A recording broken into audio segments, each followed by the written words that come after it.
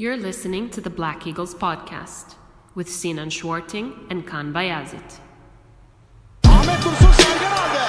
Sergen Bülent yan yana. Sergen Bülent. Sergen. Yanında Tümer var. Tümer'e doğru aksiyonlar gitti. Tümer topu aldı. Sergen aldı. Gol! Gol! Gol! Sergen attı. Sergen attı. Şampiyonluk geldi. Sergen attı. Şampiyonluk geldi. İbrahim'in pası. Yuma. Şimdi Ahmet. İkinci gole gidiyor Beşiktaş. Ahmet.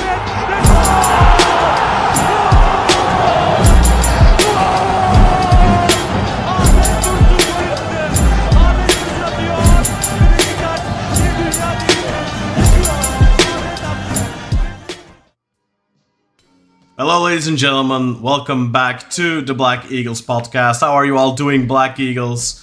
We're here with a very special episode. We are going to review the 2024-2025 Beşiktaş jerseys made by Adidas. But before we get to the jerseys, which you can already see on the side of my head, we're going to talk a little bit of small talk. Kartal, it's just you and me today. Sinan couldn't make it. He had a friend that's apparently moving to Italy, so he couldn't make it today. And we did feel like we had to bring the episode out today because we're doing a giveaway, and that's very exciting. Yeah. Very, very exciting indeed, Kaan. So we've also got a couple of friendlies to talk about as well. So we've got a few things to talk about, as well as some transfer news, more news about outgoings and comings, and also a new TFF president to discuss today. So quite a few topics. Me and you will hash it out. We've not done a lot of prep, so we're yet to see if we're going to agree or disagree on things. So that'll be exciting.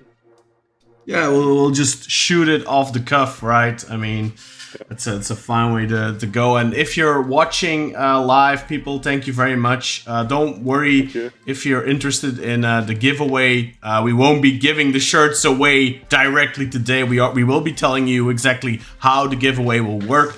But before we do that, we would very much like to thank kartalyuvasi.eu, who have been so gracious as to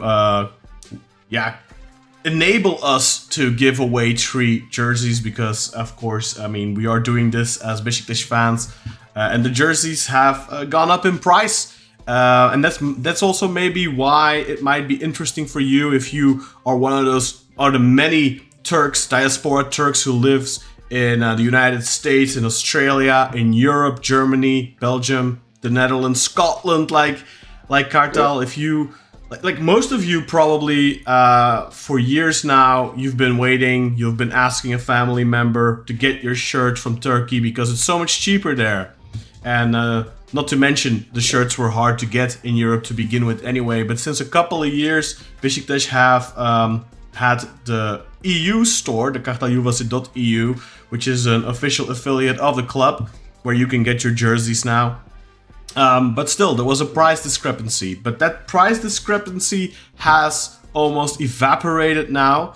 The prices in Turkey are equivalent to 85 euros. And the jerseys right now are priced at 89 euros 99 cents on kartalyuvasi.eu. So no reason anymore to wait until you're back from vacation or until you go on vacation to get the jerseys. No reason anymore to ask a family member to bring you the jersey. Just go ahead to kartalyuvasi.eu and order your jersey today. They do worldwide shipping, although they're having a little bit of staff issues at the moment, I think, where a lot of their employees are actually on vacation. So they have temporarily deactivated shipping to certain countries, and I have the impression that that's mainly the countries outside of the EU, where they probably have to do a lot of additional paperwork to get the package ready for customs. Yeah, sadly that includes the UK, which means I've not been able to place my order yet, whereas Kaan has. So I'm chomping at the bit, man, to get this order in and get my hands on these shirts. But hopefully soon the issue with the staff shortage will be sorted, and I'll be able to get my order in soon, and I can get my hands on these bad boys, because I love getting the shirts. So it's like Christmas Day for me, you know. Yeah, for sure. I get the new shirts. I'm very excited. So hopefully they get that sorted soon, and I can get my order placed. Yeah, and as you know, Kartal, I'm one of those people who likes myself a match-worn shirt or a match-issue shirt, so I'm not the biggest customer when it comes to kartalyuvasi, when it comes to shirts. I'm more the man who buys the gear, you know, the training gear. I'm very excited about the Adidas Originals jacket that's actually back in stock now. I mean, I've been raving about that jacket for a couple of months now, if you remember. I'm like, oh my god, I need to get that jacket, and it was out of stock on kartalyuvasi.eu, so at least in my size. I think it was only left in like extra small or something. And, you know, I don't fit into that unfortunately. Yeah. But they're back in stock now, so I did order myself one. We probably need to put you in the washing machine a couple of times. To fit into an extra as well. Me? Yeah, you have to put me into the washing machine. If only that would work, right? But yeah, I'm very excited about that. I always wear the trainers. You know, I'm a big fan of the Adidas pants. If you've seen me get up out of my chair a few times over the past, you'll notice I'm always wearing either a short Adidas pair of Beşiktaş trainers or a long one, so I really love those. So I'm very much into the training gear. When it comes to the jerseys, I usually tend to just get the match jerseys from the players themselves for my collection.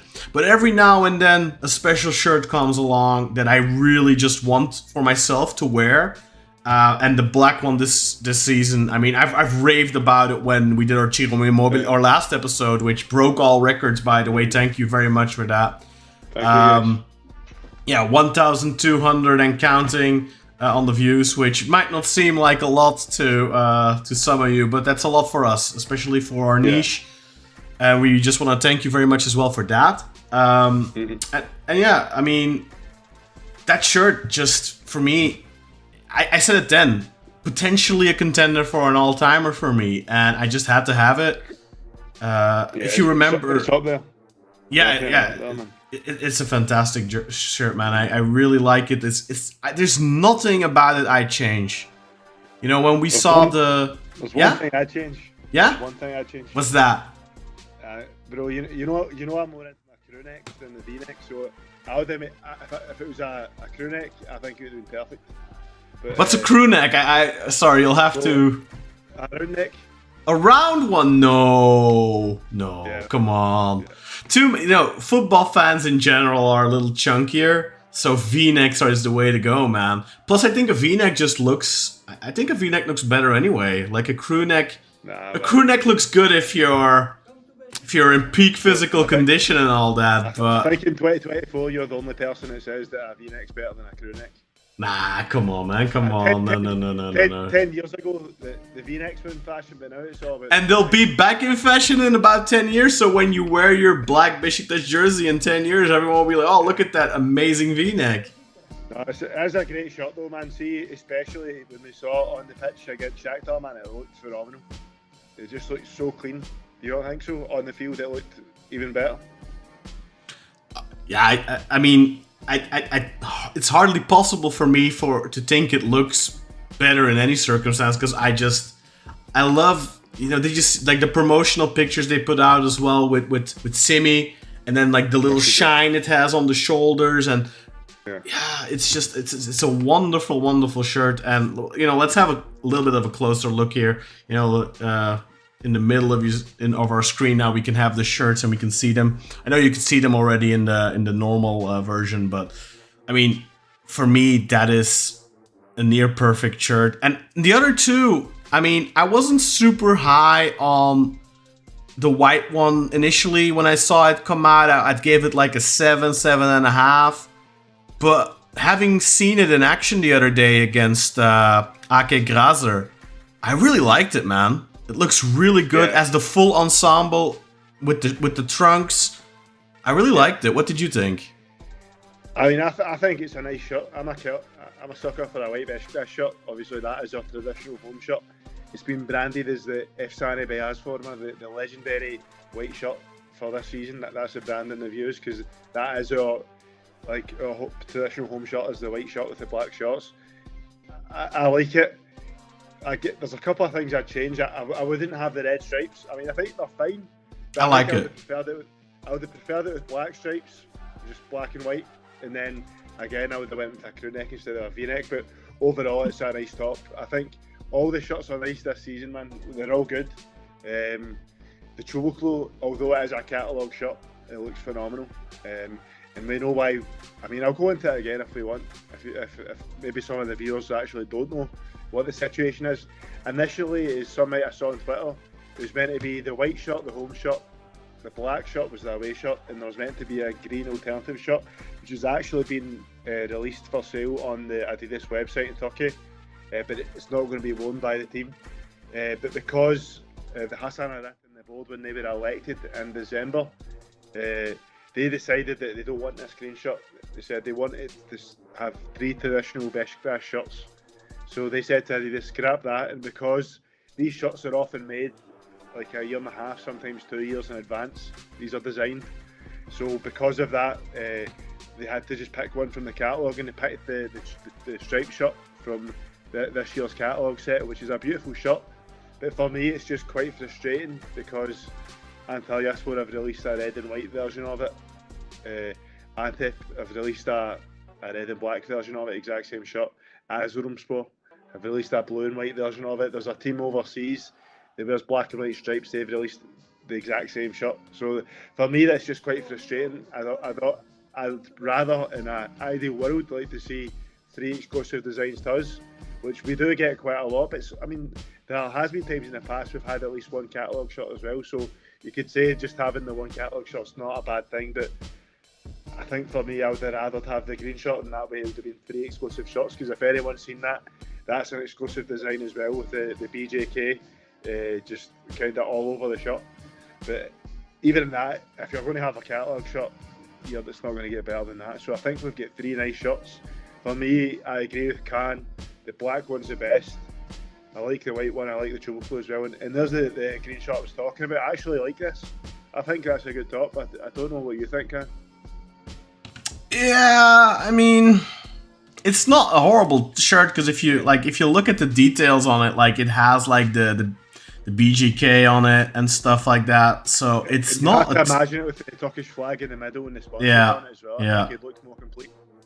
By the way, I think I did a boo-boo and I numbered this episode wrong. I think it's actually number 288, not 290. So I'll have to fix it after the broadcast. But yeah, I mean, I think it's initially when they said, okay, we're gonna do a green one, I didn't like the idea because I think Beşiktaş, like there's no reason for us to do anything but a red one. I think that we have that red naturally in there. It's our third color essentially. Why go with something else? And I know you have made the argument, and Sinan have made the argument of, yeah, but the third shirt, you can get creative with that. And yeah, sure. I mean, if you're a club who doesn't really have a third color, then sure, by all means. But I think we have that third color that is natural to us. And why would we not stick with tradition and just go with red? I know red has only been a tradition for about 30 years or so, because I think the first red shirt we ever did was like 1995, 1994, 1995 roughly, which we'll get back to in a little bit. But like, why break away from that, right? I mean, I agree with you. It's not a bad shirt. It's quite nice, I think, especially if you filled that out with the Turkish flag in the middle, the sponsors on it. I think it looks pretty cool. Someone actually made an edit of it with a Mobley wearing it, and it looked cool, man. Yeah, it's definitely not a bad shirt, but we aren't Rizespor, we aren't, God forbid, Bursaspor, we're not Konyaspor, there's plenty of green in Turkish football, it doesn't need any more. For me, it's definitely a good looking shirt, but it's not necessary for me. Also, I was under the impression that this was going to come out and be available for sale, but as far as I know so far, well, I asked earlier before the broadcast, actually, the guys from kartalyuvasi.eu, they haven't had any official word on whether it will be available for retail or not. I think Adidas is going to sell it. Potentially, yeah. The leaked images came from Adidas, so I think they'll be on it. There was also the possibility that it will be used for the women's team, right? So maybe, yeah. So it could still. I mean, look, I think it's a good enough design, and if they want to bring it out for the ladies, by all means, go for it. I think that's fine. I just don't think that. I don't think Beşiktaş needs green in their lives. I think it's fine, man. Like, I'd much rather go with the red one, especially, you know, I mean, we've talked about it briefly last week as well, you know, when we were doing our Ciro Immobile live reaction. And they're releasing a red shirt on the 29th of October. Yeah, so I've been speculating and hoping, mainly hoping, that they're gonna do, like, a throwback to the mid-90s when we had a fantastic, beautiful red shirt. And you know what? I'll bring the image up on it because I actually do have an image ready for that one. If I... Let's see. Bam. Should be this one. See, that to me, that is legitimately one of the best looking Beşiktaş shirts of all time. I showed this to some people I know that they are not Beşiktaş fans, and I was talking about it because they were talking about the Inter Miami shirt. They did an Adidas Original that they've just brought out, which is funny because the club was like founded like 5 years ago or something, and they're doing a throwback shirt to 25 years ago when the club didn't even exist. But that's besides the point. I showed this, and they were, and one of the people there was like, you know, I'd buy this, you know, not even a Beşiktaş fan, but he'd buy it. And I mean, we've sold supposedly about 100,000 of those Çubuklus already, right? Like, if you can sell 100,000 Çubuklus, imagine how many of this you can sell. This is more than that. Yeah. I mean, if it wasn't so expensive right now, because I think, you know, if you're looking at a jersey with name set, you're looking at almost 110 euros right now, man. Like, that's expensive to buy all three, let alone a fourth one. But if it was still like the usual prices, you know, like from before, which was like 40-50 euros, like I would legitimately think this would sell easily 300,000, easily. And even now, I think it's gonna sell if they do something like this. Like, it's just a couple of tweaks, you know, like. Right now it has, it doesn't have the Adidas Original logo on it, actually. It just has Adidas on there plain. And this one doesn't have the Turkish flag, but this version of the shirt usually had the Turkish flag above the Adidas logo. So if they just do the Adidas Original logo, the renewed Beko logo, the renewed Beşiktaş logo, and just keep everything else the way it is, like, that is I'd be super happy because this is one of my missing pieces in my collection. And even if they do release exactly this shirt with just the modern, you know, the little tweaks, I'd still I'd continue my search to track it down.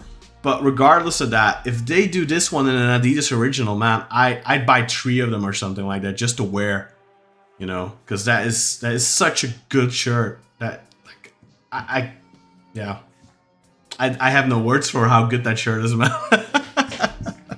Yeah, so no, I think it would definitely sell a lot. I'd definitely buy it, man, for sure, if they were to do that. Like an original for the red shirt coming out on the 20th. So I'm trying to find the numbers. I think it was either 130 or 160,000 shirts that were sold as of last week. Yeah, something like that. So that's a lot. That's probably more than we've had in years. And that's crazy considering the price is so high now. So it shows you that the fact that we're making exciting transfers, like, people are actually thinking, look, those who have money, of course, people that can't afford it, we need to respect that, but the ones that can afford to pay that money for a shirt are thinking, look, they're both spending all our money, but we need to help back this, and they're buying the shirts. So I can't remember the exact figure. I was trying to find it on Twitter there, but I couldn't find it. It was either 130 or 160k as of last week, which is a lot, because I think our record's 500k. 2017-18, something like that. But I think it's really positive as well to see in the community that a lot of the big Beşiktaş influencers, I'll call them, are actually doing a lot of giveaways as well. and Hussein Arat and Hussein Yücel and a bunch of the other board members, Kaan Şakul and a couple of other ones, they decided to buy up like a certain amount of shirts as well, and I assume they're gonna like hand them out or give them away. I think they should have been a little bit more clear about that. Like, I really think that, you know, because there's obviously gonna be a lot of Beşiktaş fans that are, you know, I don't want to say underprivileged, but like, you know, for 110 euros, let's call it 90 euros if you don't want to get any customization. That's a lot of money for people in Europe, you know. That's a lot of money for people in the US. That's legitimately the prices that, if you are a supporter of Anderlecht here in Belgium or Rangers in Scotland or Celtic, that's exactly the amount of money that you'd be paying for a shirt. It's less, man. It's like a Celtic top's like £65. Oh, it's less. Okay. Well, but then of course, if you're like a Barcelona fan or Real Madrid fan, like those shirts are like 140 euros or something. They're absolutely insane. It's £70, and when you actually convert the cost of our shirt in Turkey, on the EU store it's about £75, but it's like £69 something if you convert the Turkish cost. So basically, it's the same price as a Celtic top essentially. If you buy it from the EU store, it's like £5 more expensive, which obviously it's nothing to really talk about, an extra fiver. Yeah, but if you're one of those people that just gets one shirt, then you know it's not that expensive. But if you, I think you're probably gonna get all of them, right? Like, what's your plan? I'm not going to buy the striped one. I'm going to get the white and the black. Okay. I mean, normally I'd buy all three, but last year I only bought two of them, and then because I protested that white top, though, as you know, because I didn't like the fact there was grey stripes on it. Oh, I like that. I thought it was a good shirt. But yeah, I understand what you mean. It's not the Efsane Beyaz Forma. Yeah, you're right. So I understand. Just, I mean, I thought it looked fine, but to me, it's just not what a Beşiktaş home top should be. Like, a Beşiktaş home top should be white, and then if the accents, if you have them, should be black, or you could have red as well, potentially like this one. Black and red are the only accent colours you have, in my opinion. I don't think you should have substantial amounts of grey on it. Even the 2021 home top that we won the league in the cup double with, like, for example, like that wasn't really what a Beşiktaş home top should be as well. Obviously, we remember that more fondly because we won 2 trophies. But I mean, we did win the cup last season, but at the same time in the league it was our worst season in my lifetime. I think the worst season before that was the 97-98 season, so just something like that. Born. Because I was born in June 98. But yeah, I think those tops, like, I feel it's quite weird how Adidas, like, twice in recent years have just went heavy with the grey accents, because it was something that was never done before. And hopefully, to be honest with you, I hope it doesn't happen again, because I think we shouldn't. I think a lot of that has to do, like, it's not just Adidas, right? They give you certain options, and then it's up to the board to sign off on it. Yeah. And I think that this board is not going to sign off on stuff that skews away from tradition. That's also in it. That's exactly why they got rid of the green, you know? Yeah. And by the way, see how I criticised that earlier on, saying how we've thrown out an exclusive design for us for our catalogue shirt. See, in terms of a marketing perspective and a business decision, it was the right decision. Because that Choco shirt has sold tons and the fans loved it. Because although someone that's a bit kind of picky like me, it's like, oh, I'm not too keen on it. It's a lovely shirt, but it's a catalogue shirt. Your casual fan loves that shirt. So, and they're the ones that are buying them. So, for me, I think that whole catalogue shirt thing, that is such an EP thing, man. Like, internet penis thing. It's such a typical Turkish thing. Like, trust me, in Belgium, I've never heard anyone talk about, oh, we just got a catalogue shirt this year. Like, that is legitimately only something I see Turks bitch about, man. Like, if the shirt looks good... Even at that, the vast majority of the fan base have really liked this shirt and it's sold tons. So from a business standpoint, it was the right decision. So I actually have to congratulate Hassan Arat to have it, because he had that foresight to see that and actually changed it. And now we've probably sold more shirts because of it. But I do think that, I mean, not only that the shirts are nice, but I think because of the transfers that have been announced with them, for example, like Immobile and Rafa, I think that's had a big impact on the amount that's sold as well, for sure. Like, because we have had a lot of nice shirts in the past, but it's not translated in terms of the sales figures a lot of the time, especially off the back like a bad season like we had last year. Because in my lifetime anyway, the biggest sale of shirts came after our most successful stint. We had the back-to-back titles, and then it was after that, in the 17-18 summer, we sold the most amount of shirts we've ever sold. But it also has to do with whether you have marketable stars or not, you know. I mean, and that's why we sold this year, because we've marketed them with the big name signings, which was a great touch from Hassan Arat and the board. Something that I've actually said it should have been done for years. Finally, they've taken the initiative to do that, so I congratulate them. And there's actually something I want to talk about in the white shirt while we're still on the shirts. Could you get the white shirt on the screen for me, bro? Just so that I can point it out to the. I mean, yeah. Give me a minute then, because like this is a. Let me see. Let's go to here and let me get the white shirt up. Yeah. This is just it's up right now, but this is it's still going to fluctuate. So give me a minute. Yeah.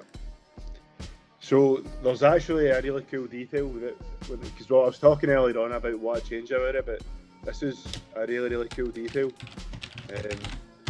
So I'll let Kaan get it up first. Just we'll wait on him getting it up, and then I'll say what it is. Okay, there we go. See this here, guys.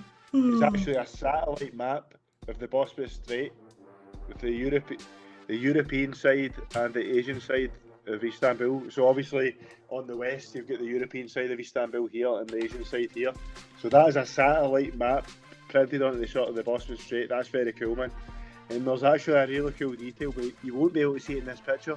You see just above that E, if you get a photo, if the viewers or listeners, if you're listening on via just on Spotify, just the audio if you're watching. Where do you want me to go, Kartal? See if you look above the E, I don't know if the resolution of the photo is good enough, but there's actually a star around that E, and obviously this is on the European side, and that star marks where our stadium is. I think that's a very on the cool E. touch. Yeah, just around the E. You probably won't be able to see it like when you zoom in that much. I mean, I can zoom in more if you want, but I don't know how good the resolution is. Yeah, it's getting pretty pixelated, bro. But I think the viewers later on can have a look at it if they just get a high-res photo on their phone and zoom into the E. They should be able to see a star, and that star actually marks where the stadium is. So I think that's a really cool touch, and just that idea of having, instead of just having this plain white, I think having that satellite map of Istanbul printed onto the shirt is very cool. I don't know what you think about that, bro. I mean, I would love it if I could see it, but I can't. I legit, like, people are like raving about it. I was like, I don't see what they're talking about. I legit can't tell. My eyesight's too fucking shit to see that, unfortunately. But I think it's really cool, dude. It's not the first time we've had a shirt like that with a little nuance printed on it in that way. I think we had that in the past as well. Yeah, and it's really cool. The 10-11 shirt, there was just small eagles printed all over it, if you remember. And then on the 11-12 white shirt, there was just a huge eagle printed right in the middle. Yeah. Like, Adidas used to do that kind of stuff with us all the time, but they kind of gotten a bit lazy with it. Like that 14-15 black shirt that we always read about, it had eagle feathers all over it, if you remember as well. Last year was the first time in years we had something like that with just a huge eagle feather on the away shirt. But even that was done pretty lazily, I felt. It was just like they found a photo on the internet and just printed it on. They didn't bother like tweaking it for it to look better. It was just kind of a lazy execution. But this, I think, is really cool. Obviously, I need to see it in the hand first. I need to wait until I get my hands in mine before I can make a proper comment on it to see how it looks. Because the black shirt last year actually looked great in photos, but I think, see, when you actually got it in hand, it did look kind of like a lazy job. I don't know if you ever got one of the black shirts from last season. I have them. They're still in Turkey. They still have to be. My dad is bringing all my haul of this year, of over the past 12 months or so. He's bringing it back with him when he comes back. So I'm getting like 20-25 shirts. Don't tell my wife, that type of stuff. But yeah, I did get one, but I haven't had one in hand yet. Way too many shirts, man. I go over top sometimes. I really need to offload some of my collection for sure.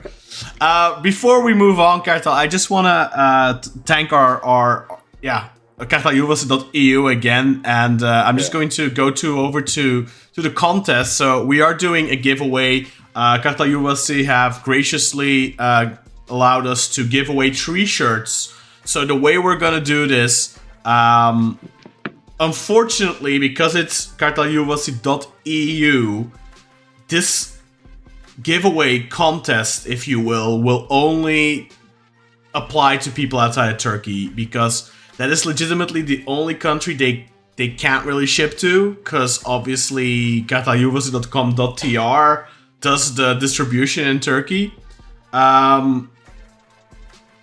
And yeah, I guess in theory we could like ship it ourselves, but I think it's gonna get a little pricey to ship to Turkey. So the way it's gonna work is we're gonna give away 3 shirts, and what you have to do to be able to enter the contest. Let's see. Here are the rules. I got them written down for you. So the contest rules are: you need to be a subscriber to our YouTube channel. So if you aren't already, hit that subscribe button right now.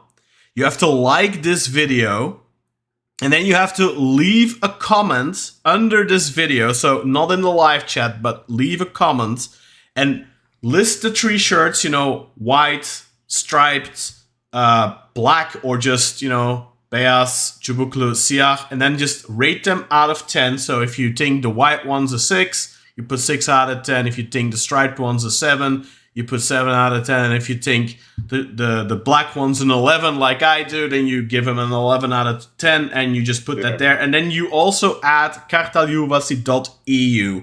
If you do that, you will enter the contest. Now, the only caveat is you must be located outside of Turkey to enter. Or, of course, if you have like a family member, you can have it shipped to.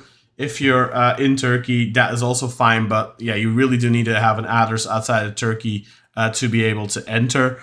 And yeah, that's just because of, like I explained earlier, because we got the shirts from kartalyuvasi.eu. So how it's going to work then, if you win, we will announce the winners. Oh, sorry, that's the wrong camera. We will announce the winners after the Super Cup. So in our episode, we'll do post Super Cup in about 2 weeks. We will announce the winner, and the winner will get a code. And that code will essentially allow you to go to kartalyuvasi.eu. You have to make an account, or if you already have one, great. You just add your shirt to your basket. You can add customization. So it's roughly a 110 euro value. And then you just have to pay the shipping. So if you win, you just pay the shipping. The shipping fees vary a little bit. I'll pull some up here. Let's see.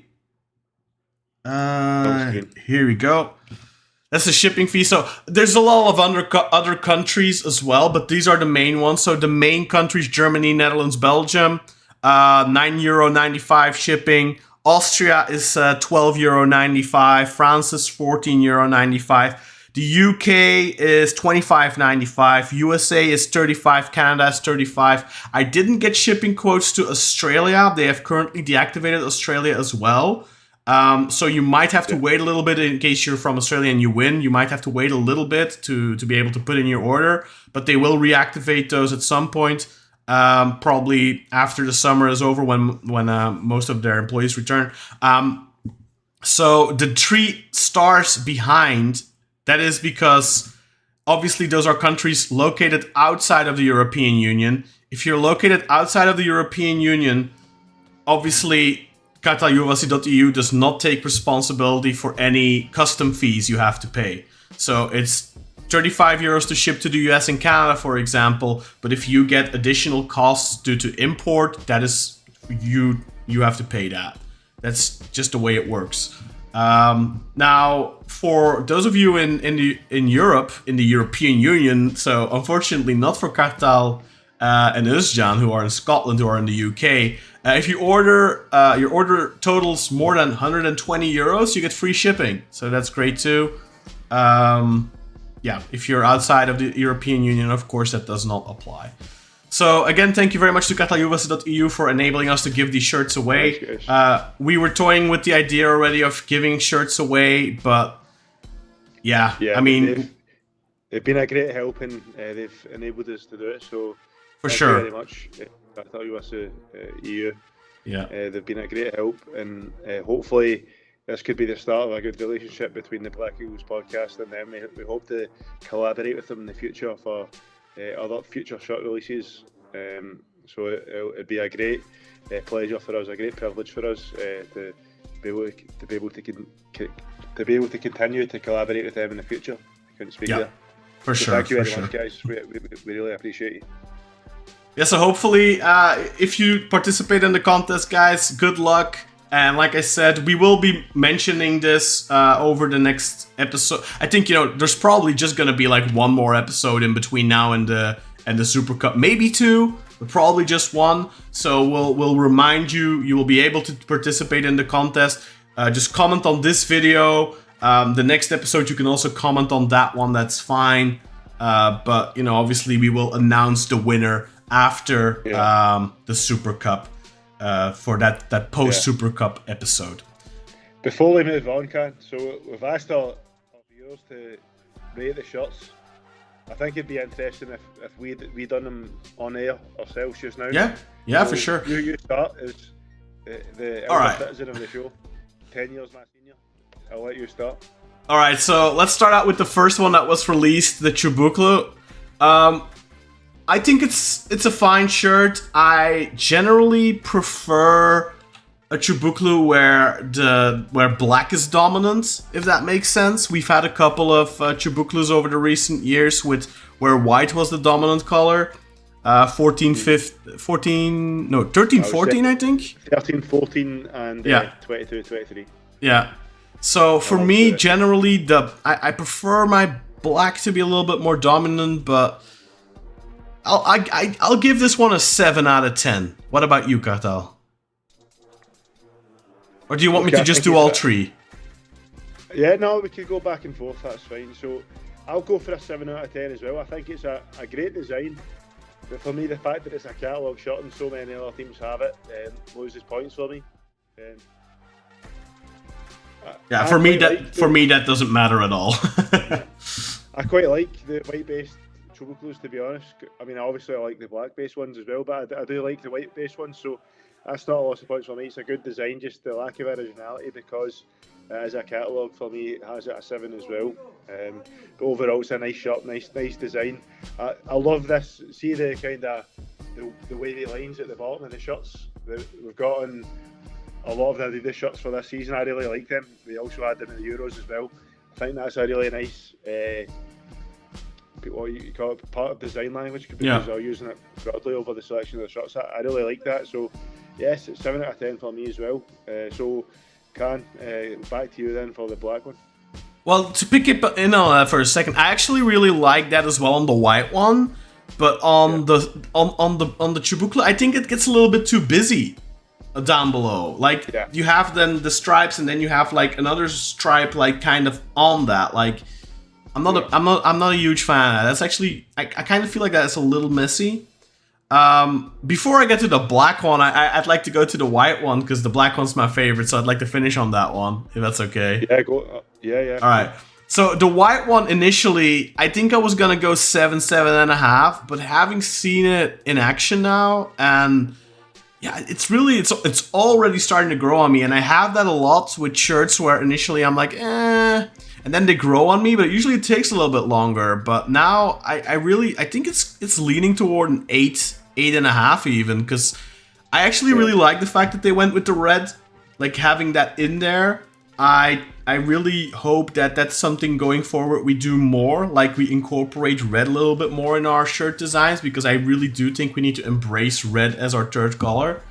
So I really do kind of like that. Although I would have flipped it and gone with black stripes, and then like the lower stripes of the design itself, maybe made those red, or make like the stripes, you know, the little accents on the shirt itself, like black fade into red, or vice versa, something like that. I think Germany had that in their kits at the Euros, so I think something like that maybe would have even been cooler. But I really like it. I think an 8. I'm gonna give it an 8.5 because I actually really like it. Yeah. For me, as I said before, I love the satellite image of Istanbul over that. It's really cool. I really like that kind of prominent piece of the Adidas design language this year, with the kind of like the flowy lines at the bottom and the top. For me, I would have preferred it if it was just black stripes all over. I think it would have looked better with that, and I would have preferred it with a crew neck. Overall, I like the top, but for me, it's going to have to be a 7.5 for that one. I do like it, but there's just a couple of things stopping it from being a great shot for me. It's a good shot, but it's not a great one, and there's a couple of things stopping it. But I do like it. Don't get me wrong. I do like it, and I will get it. So for me, it's a 7.5. Which, for me, 7.5 is a good score. That's 75%. No, for sure. 7.5 is good. Yeah, for sure. All right. The Grand Finale, then the black one. So, yeah, for me, the black one is a 10 out of 10. It's, if I could go higher, I would. I'd give it an 11. I'd give it a 12. I think it's genuinely, it's one of my all-time favorites already. Obviously, that is influenced a little bit as well by how the season is going to go. If this is going to be another repeat of the last campaign, then maybe the shirt loses a little bit of value. But pure aesthetically, I think it's fantastic. Like I said, I wouldn't change anything about it. I love pinstripes, especially when it's dark and then you have light pinstripes on top of that. I think that's the best way to go. I really love the 2011-2012 pinstripe shirt, but you know what?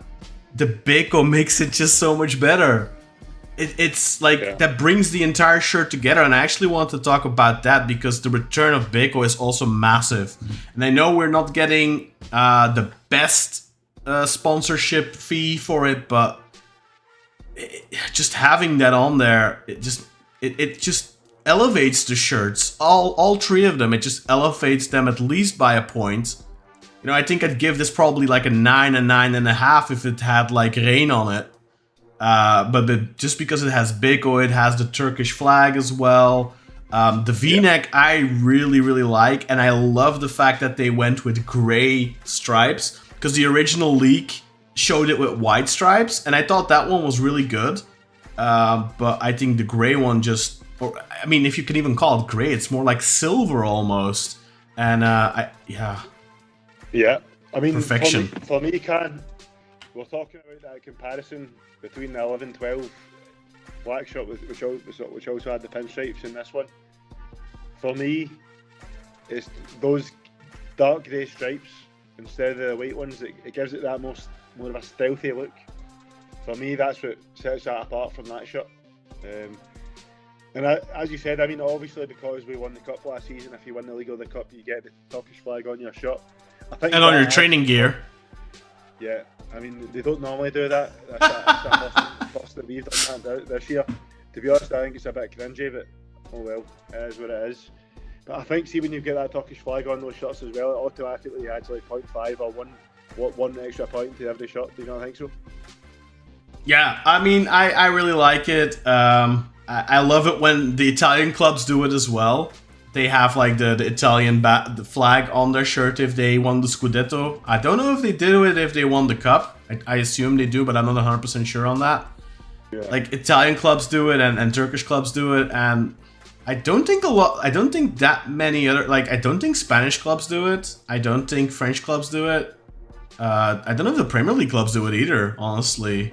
I don't think they do. Never. It's never been done in the Premier League. Yeah, I think it feels like it's done in Turkey and Italy.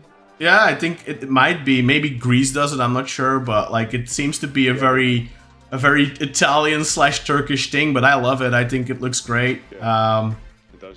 We always have the Turkish flag on our chest, of course, because of our logo. It's a But badge. yeah, so It definitely But it- adds to me yeah. 0.5 to a point to the beauty of the shot. Would you agree with that? yeah, I do agree with that. I think like some of my favorite shirts over the years, because it just adds a little bit more class to the shirt, I feel. Yeah. By the way, you can get those flags added on kartalyuvasi.eu as well. It's free. Yeah. So just giving them another shout out. Go now, worldwide shipping. Yeah. So I just think it's left to me then to give my score for the black shirt. Right. I think, see, before I saw it on the field, I probably would have said 8.5. Oof, that's rough, The way man. it looked on Mobley. But after seeing it on the field, my score for this shot is 9 out of 10. It's very So good. that puts it. That puts it in the just great territory. As I said, the only thing I'd change is I'd go with the crew neck instead of the V-neck. But overall, like this shot, I mean, if anyone watched the Shakhtar game, and I actually couldn't watch it, I went out with my mum to celebrate my late grandfather's birthday because it's just sort of a bit of a tradition that me and her have been doing the last kind of 3 years because he died 4 years ago. Been doing that, so I actually missed that game, but I watched the highlights later and saw the photo. See the way that shot looks on the pitch. It just looks so classy, man. You know, that looks so elegant, so classy. It looks brilliant. Like it just gives a proper like we're a big team vibes. I think that shot. Yeah. I mean, I think certain of the shots just give that vibe that this is we're a big team, which we are a big team. We're especially domestically, we're a huge club. Like the domestic significance that we have, I don't think there's not that many teams that can match that. But this shirt just screams Class. just class. Yeah. So for me, that's why it's a 9 out of 10, and the best shirt of this set for sure. So I'm curious then, if it's a 9 out of 10, where does it rank for you, like all time? Let's. I'm not gonna include That's shirts hard. before your birthday. Let's include only shirts like since you were born, or since you were like how should I put it, conscientiously supporting the club, maybe. So modern history. Let's do it like that. I mean, if yours to say from when I was born, that's 98 onwards.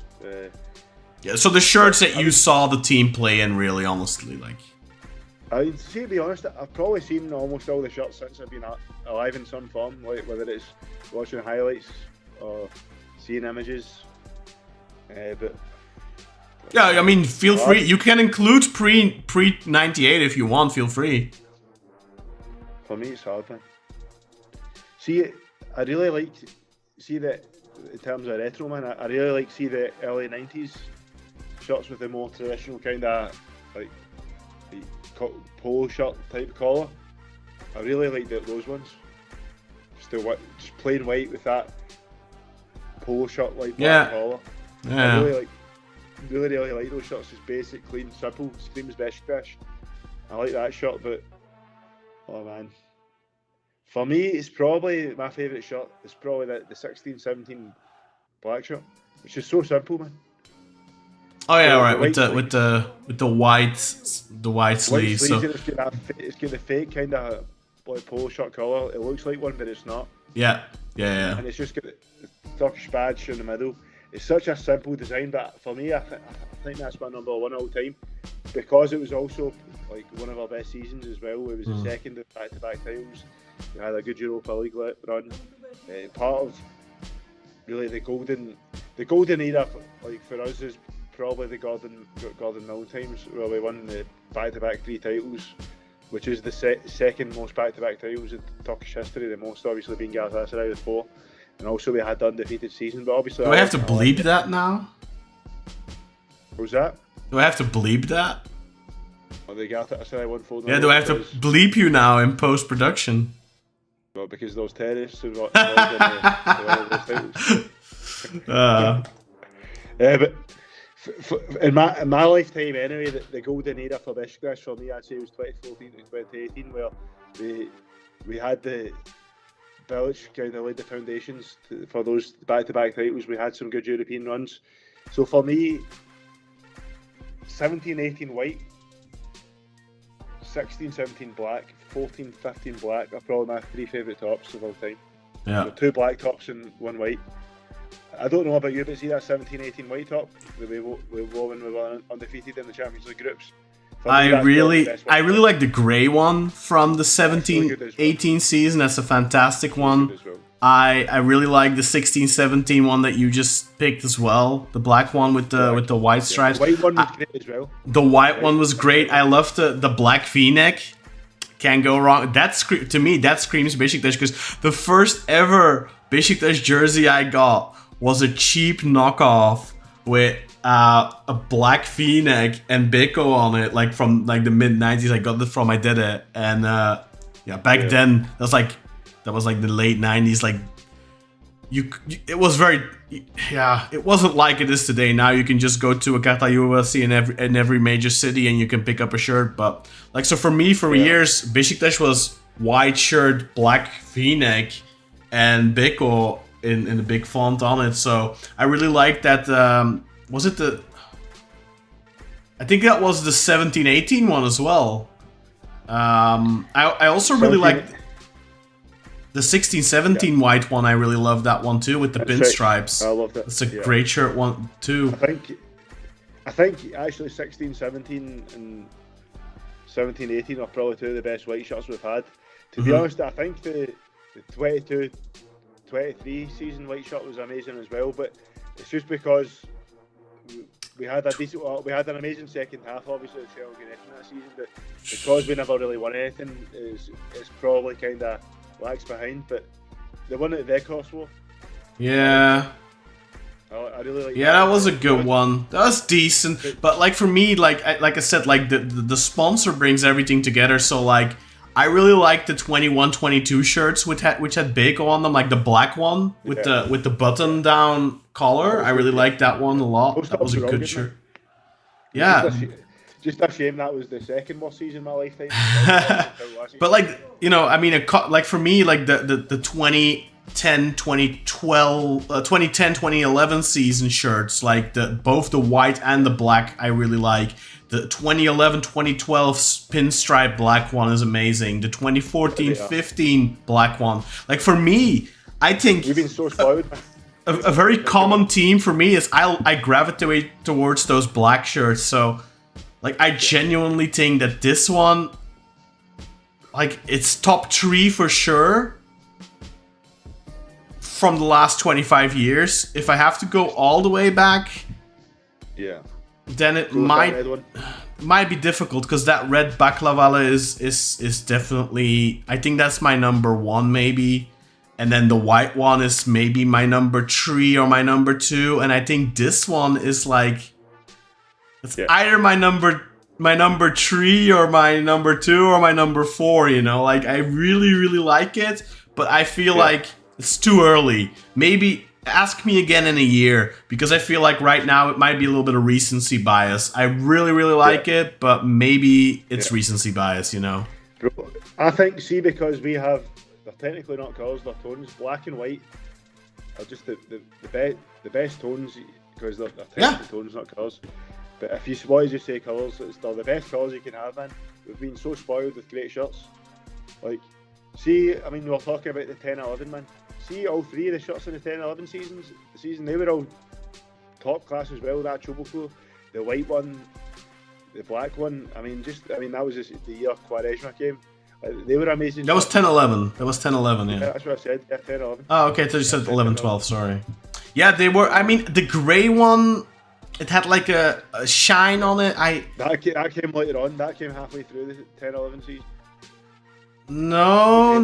That halfway through. It wasn't. No, I'm pretty sure it wasn't, man. Pretty sure that came at the start of the season. No, it's definitely halfway through, bro, because we never wore it until after, like, Sinan Fernandes in that game. Because we wore it the first time was against Ankara, and remember we pumped them like 4-0 in the inner after like Fernandes and Sinan made the first game. Okay, maybe. But still, like, I really like the striped one. I mean, the striped one from, like, the thing with those shirts is, I think it's a fantastic design. I really like the sleeves. I love how they incorporated the sponsors in them. Yeah, so they had like a little... Yeah, it was really nice. Yeah. But I didn't... Cola Turca is one of my least favorite sponsors, probably. I don't know, I like that, man. Yeah. I've actually got one of my Scottish cousins, shout out Jim Cullen. He actually has the 10-11 shirt with Cola Turca on it, and he's a doctor. My cousin Jim Cullen, but he was not as much now, but he was very involved in politics as well. He's actually a member of the Labour Party at one point, and because our fans are known as being left-wing socialist fans, he done like a study on socialist fans, and because of that, obviously, there's a Beşiktaş link through us, like through me and my brother. He wrote about Beşiktaş and that as well, and because of that, he done a bit of a dive into the club's past. He really likes the Cola Turca sponsors, and he actually loved the adverts. Have you ever seen the adverts with like? Of course. Which I rewatch them regularly, man. They're so good. Brilliant. He loved them as well, and he posted them on his Twitter and stuff like that. So, I mean, hey man, did you see Sergen? Yeah, he was like, right in there, man. With that goal, man. Is that, come on, Beşiktaş, man. Beşiktaş, your team. Bendensin. That was brilliant, man. Yeah, and then when she's making the biber dolmas. Oh yeah, those commercials are great. I don't know, like, go and watch them if you haven't. Just say Cola Turca, New York. Yeah. Or just Beşiktaş Cola Turca reclam or something like that. You'll find it. They're fantastic adverts, guys. If you haven't, they are.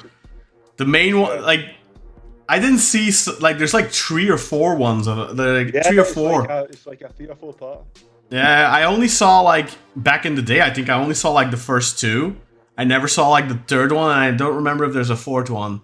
But like I never saw the 3rd one, I think, until like a couple of years ago when I was looking it up on YouTube, and just, I think I showed Kim when we met, like, well, actually that was like in 2012, so yeah, she came onto the Beşiktaş hype train with Quaresma, in full throttle. Actually, he was leaving around that time, I think. Yeah, he was. But yeah, no. It's Cola Turca, I don't know. I think those shirts are great. But I definitely prefer Beko. But yeah, those 2010, 2011 season shirts were actually all really, really good. Imagine how they would have looked if they had a Turkish badge on them. Yeah. Yeah, no, those 10-11 shirts were iconic. They're probably up there as well. So I think this black shirt is definitely in my top 10. And I think top 10, the amount of great shirts we've had, I think top 10 is good, man.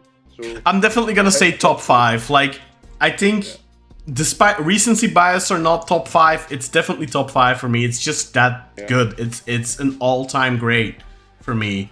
It's just If you're gonna get one shirt from this season, I think you should get the black one, and I think you should get it at kartalyuvasi.eu. Yeah, definitely. If you're in the EU. Not EU, anywhere in the world apart from Turkey. I don't know, does the Turkish ones ship internationally, actually? No, not anymore. They used to. Okay. And they stopped doing it. Yeah, because I know... They obviously stopped doing it because there's a huge price discrepancy before. So, like, people would just say, I'll just get it from the Turkish website. And even if I pay customs. Right, yeah. Because that price...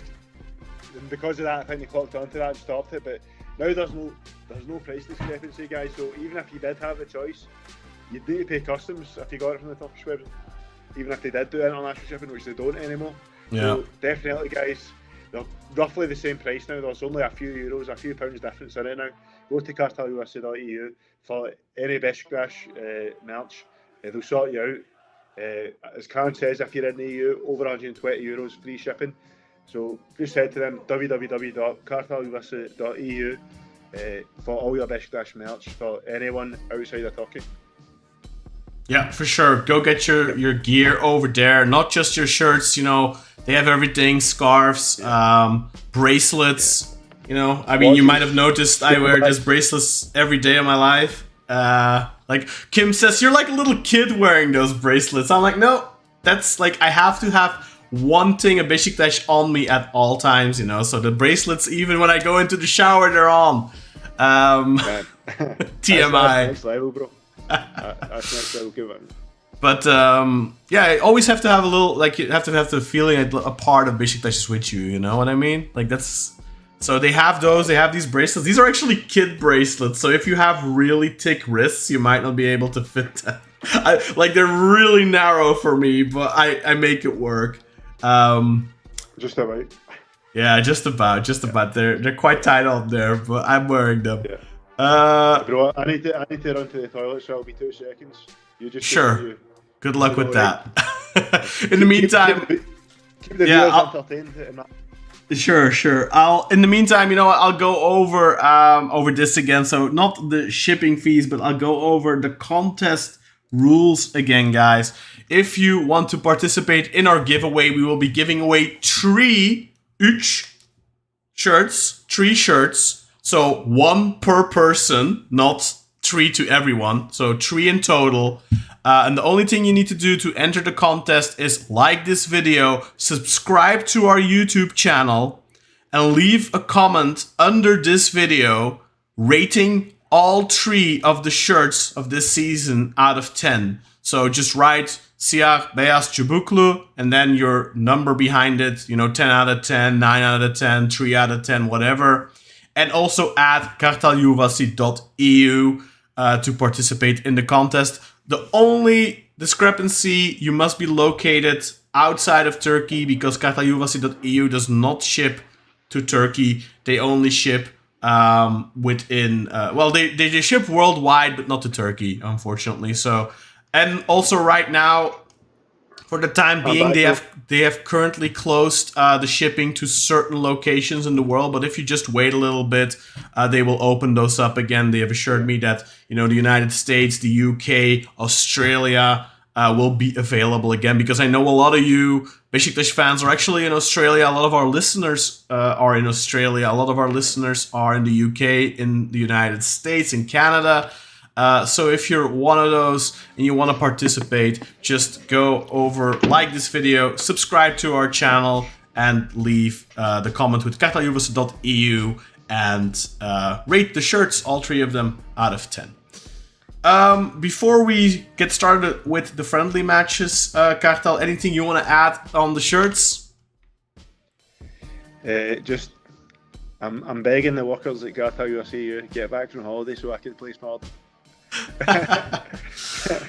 Yeah, I really think I don't know why exactly they have. I mean, they told me they're super busy right now. I mean, I think, you know, the shirts were originally supposed to release on the 16th of June, which is before the big summer vacation, school vacation here in Turkey. So, you know, in Belgium, sorry. So obviously at the start of July, most people head over with their, you know, people who have children, you know, maybe still go to school themselves or whatever, you know, they start heading over to Turkey. So if they would have released on time, then I don't think there would have been any issues, because then the big, because right now I think, you know, like we know already over 100,000 shirts sold already. Like the demand is huge. I know they hadn't even gotten in their full shipment yet, and already a couple of their shirts, like the sizes, like the XLs and stuff like that, are running out on some of the shirts. So those are usually the sizes that tend to go quickest, because like I told you, Kartal, most football fans are a little chunkier. So that's why those V-necks come in handy. So the bigger sizes tend to go, man. I mean, look at that white shirt on Ciro Immobile, man. Can you see that, guys? It looks phenomenal. Yeah, it looks really good. It does. Yeah, it looks phenomenal. I can't wait to see with the black shorts, man. It definitely does. So anyway, guys, if you end up winning the contest and your country is not among the countries they ship to at that time, you can always send them an email, ask them when shipping to that country will be available again. Yeah. And if for some reason they don't ship to where you are, other than Turkey, because we said that beforehand, but if some reason they don't ship to where you are, we can always work something out. I'll probably ship them myself then. But we'll sort you out. We're giving away 3 shirts. So yeah, just go and comment and make sure you subscribe. We will be checking afterwards if you win and you are not subscribed, you did not like. We will be asking for some proof there. So that's the minimum thing we'll be asking for, that you hit that subscribe button. Can I think there is a way we can do it? Like, there's some sort of like website where we can check. Like, there is. But for these kind of things, because like that's how all these big pages do these giveaways all the time. Yeah. There is websites where you can cross-reference if people that have commented and liked are also subscribers. So there's a way we'll be able to sort that out. So we'll sort it out. I just know that YouTube has some privacy settings. So if you have your profile set to private, like if you subscribe to our channel, if your profile isn't set private, I'll get a notification that you subscribed. But if your profile is set to private, I won't get that notification. So I don't know exactly how that works, but we'll figure it out. But anyway, you've got about 2 weeks until after August 3rd, after the Super Cup. I don't know exactly when we'll be going live, so we'll announce it beforehand. We'll also still tweet about it. Don't worry about that. But yeah, go ahead and participate in our contest. Kartal, then I think that'll do it for the shirts. So let's talk a little bit about the friendlies then, man. You mentioned earlier that you missed the first friendly against Shakhtar. Did you manage to watch the highlights or something? I did watch the highlights, and to be honest, it seemed like up to a point we played fairly well. I spoke to my dad and my brother, especially the first half. We looked good. Yeah. We looked very well disciplined, but we were just struggling to create chances. And we actually did have a few half chances at the start of the second half before they scored. I believe, I think Mucci had a good chance, I believe. The keeper saved it. Yeah, I mean, honestly, that game is already kind of flown by. I do remember thinking the first half, I really liked periods of the game. I liked how we didn't resort to long balls from the back. It was all building up from the back, short passes, trying to combine. I really like that, and that's definitely already Giovanni Van Bronckhorst's stamp on the team that we like. I mean, last season, like even when things were going okay, still a lot of long balls, and I don't remember any long balls in that game, honestly, other than good ones.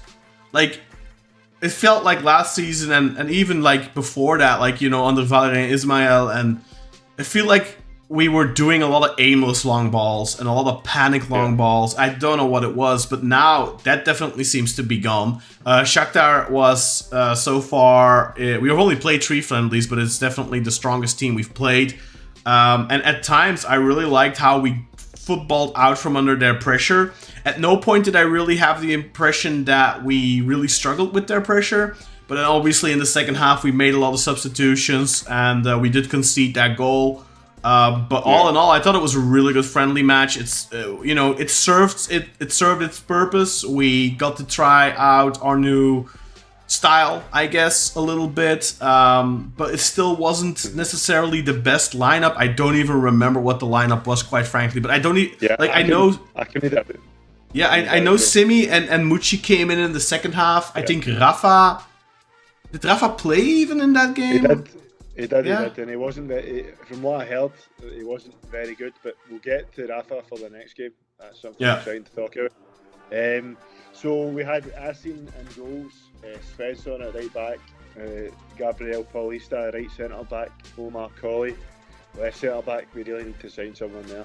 Arthur Masuaku left back, Al Musrati at the 6, Demireg Etiknaz at the 8, right wing Milot Nashika. And then on here it's shown in the number 10, but it was more of a second 8, you'd imagine, Jason Fernandez. Rafa Silva on the left wing and Vincent Abubakar up front. Yeah, right. That was the lineup against Donetsk. Right. You know what? I remember now. I remember thinking, although that might have already been the Grazer game. Honestly, no, it wasn't. It was definitely the Shakhtar game. I remember thinking Aboubakar was dropping back a lot and actually getting involved and trying to launch attacks from almost as a number 10. And then we had Rafa already looking up, those pockets of space. And I think there was one moment where he almost slipped through. And yeah, people were saying they didn't really like Aboubakar in this game. And I think, Aboubakar, like that ship's definitely sailed, but I didn't think he was terrible in this game. I thought what he was trying to do was pretty interesting. All in all, yeah. I mean, it wasn't our strongest lineup for sure. And then I think against Grazer in the second one, we came with almost our strongest lineup, other than Mustafa Erhan Hekimolo. I think we came with our current strongest lineup, against them. And arguably, you can make a case for maybe Mustafa Erhan Hekimolo being our best number 9 just now, possibly. Apart from Simi. If Simi's going to be used as a left wing forward. I mean, come on, man. We have Ciro Immobile. Let's not go too crazy. But he was definitely, he was great, obviously. Yeah. And he's played in every friendly so far. He played against Umrania as well. And then he came on against Shakhtar. So, like, Giovanni Van Bronckhorst definitely is taking a liking to him. And I have to say, he was really good against Grazer. I thought when he came on against Shakhtar, there were a couple of moments that stood out to me where I thought, oh, he's doing well. And then also, when he came on at the end of the season a couple of times, don't even remember the games it was, but I do remember thinking this kid, he might just be, I think he had just turned 17 at that point. And I just remember thinking, like, this is another one like Simi that's ready. Like, he's a physical specimen, man. He's very well built. He's looked after himself. Built up a lot of muscle. He looks like a professional footballer, which is like Simi. Well can. Yeah, like Simi. Yeah, Simi's looks like a professional footballer. He looks like Simi's a beast, man. But quite often in Turkey, the players that come up, they don't look ready. But I think for Hekimoğlu and Simi, it's been quite the opposite. They look the finished article from a physical perspective. At least, so yeah, it's very promising. It seems like maybe the youth setup's starting to focus more on actually getting these boys ready physically, which is a big positive. But do you want to go on to the Grazer game? We spoke quickly about the Shakhtar Donetsk game. Yeah, I mean, I don't really have, you didn't see the Shakhtar game, and I didn't bother to watch highlights or anything to refresh my memory. So quite honestly, and all in all, I think at the end of the day, we need to remember, and also this applies to the Grazer game too. Like, at the end of the day, these games are first and foremost for match rhythm, for fitness. You shouldn't take too big conclusions out of them either way. Yeah. I mean, obviously, if you're getting beat 5-0 by Grazer or something, you probably have a problem. Like, all in all, I think, against Shakhtar, we looked good at times. I definitely think it was a positive game. There were some people on Twitter already freaking out, and that's just what I want to avoid. I remember, when I was growing up, when I was on forums and stuff like that, people, like, during the preseason, like, always freaking out if the games didn't go well. And preseason games are rarely an indicator for how your season are going to go. Yeah, of course. I mean, if you look at our best period with Shell Ganesh, we always were pretty shit in the friendlies. Yeah, same with Bucescu. I remember we get pumped like 4-0 by like Deportivo or something like that in a friendly in 17-18, and then after that, like... Or AZ Alkmaar pumped us as well, I think, even in Vodafone. Yeah, in 16-17. Mid-season. We won our back-to-back second title that year. In 17-18, we broke the Turkish record for points collected in a Champions League group and won it undefeated. So it just shows you, man, it's not an indication at all as to how the season's going to go. So you never should put too much stock in them. But obviously, there is a lot of things to be excited about from this Grazer game. All I want to say is, like, when it was our best team was Shakhtar's, almost our best team. Was almost Shakhtar's best team. It was 0-0, and we probably looked a better team until we made the subs. From what I could see from the highlights, it seems like they started looking more dangerous after we made the subs. As someone that watched the game, Can, do you think that's an accurate analysis? I'm just I mean, I don't even remember them being too dangerous, honestly. I just remember thinking like that goal kind of came, you know. And then I think we still had a couple of moments even. A taller keeper probably would have saved that. But that goalkeeper looked quite good in the highlights. He made some good saves before that, though. Like, he made... Yeah, like Göktuğ definitely looked good, and he came on against Grazer as well, and he looked good there. But then I think Ersin looked really good, actually, in both these friendlies, too. One thing I want to say about Can is Özcan, my brother, was saying how he was short. He looked short, and then we checked his height. He said 187. To me, I think that has to be a lie, man. Because do you not think this kid looks really short between the six? Like, I tried to look. You know what? When Özcan said that, I tried to like find pictures. The only one I could find was one with Ruud Hesp, which is our goalkeeper coach, who is 194, and he definitely was shorter than him, but it's not like it was 20 centimeters or anything like that either. So I find it very difficult to gauge that, honestly. I just think because I watched the highlights as well, and then I saw the game yesterday. I saw the game yesterday up until like the 77th minute because I had my sister's early birthday celebrations because she'll be in Turkey for her actual birthday. But from what I could see, it's true. He looked short. The boy looked short. Like even Fabry, who was 184, didn't look like that between the sticks. Maybe because we're in these small stadiums, the camera angle's different, and it makes him look. I don't know. You need to keep in mind 187 is pretty short for a goalkeeper anyway. You know, Ersin and Mert are both like 195.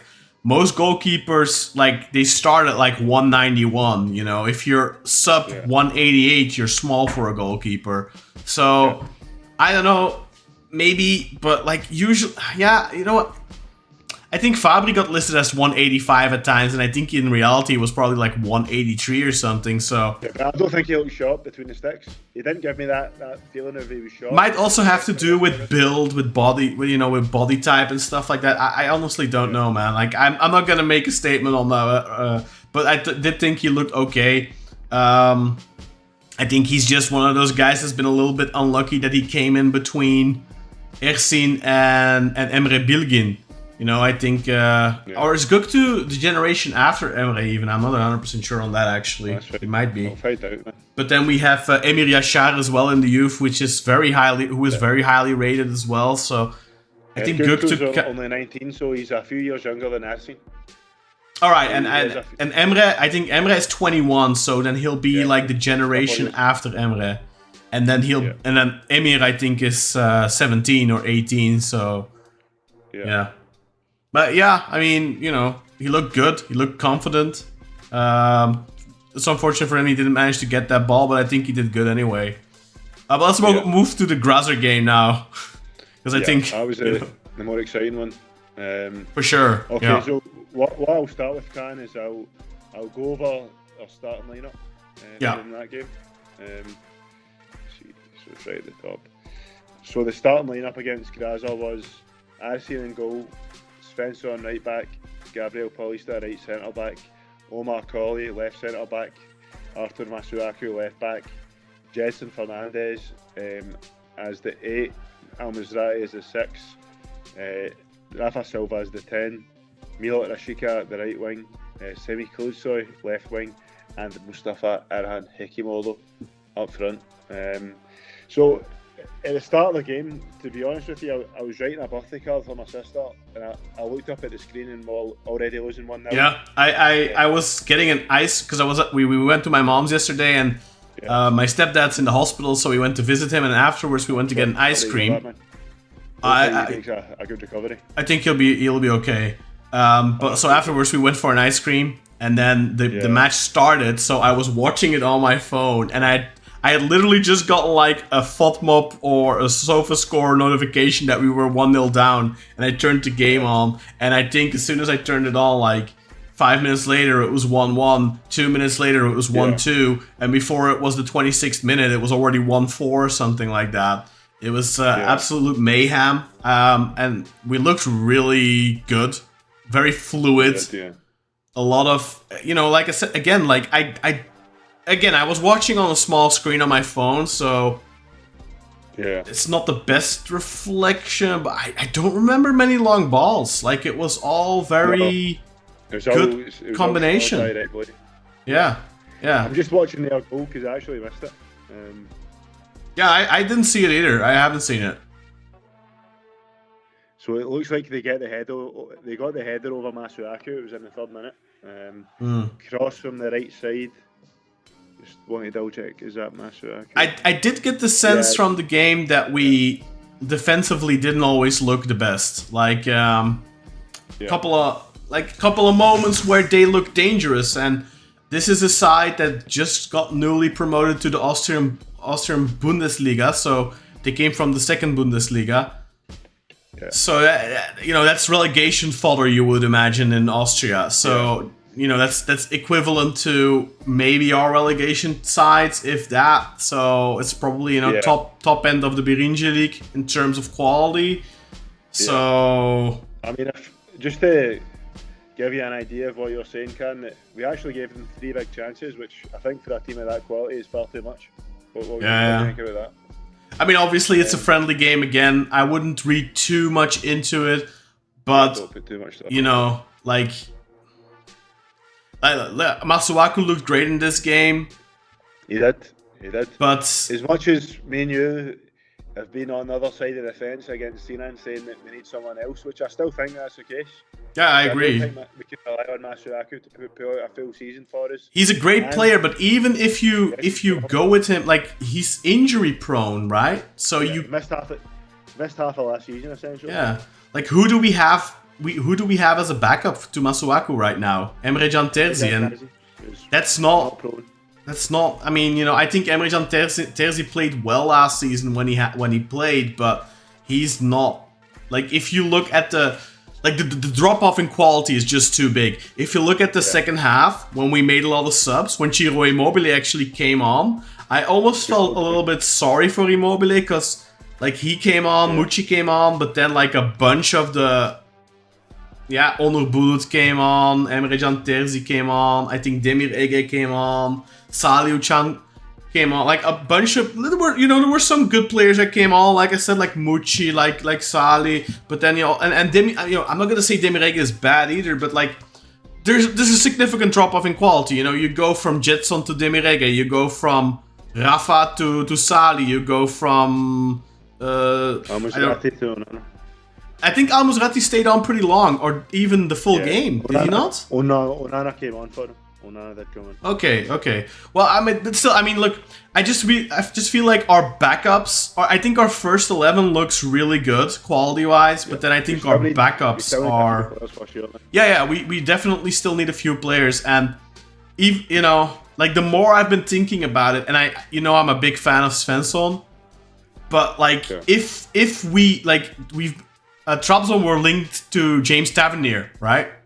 And now we've been linked to him as well. And even though I think right back is not a position we need to worry about right now, I think if you getting James Tavernier would be huge for us, because we need that set piece specialist.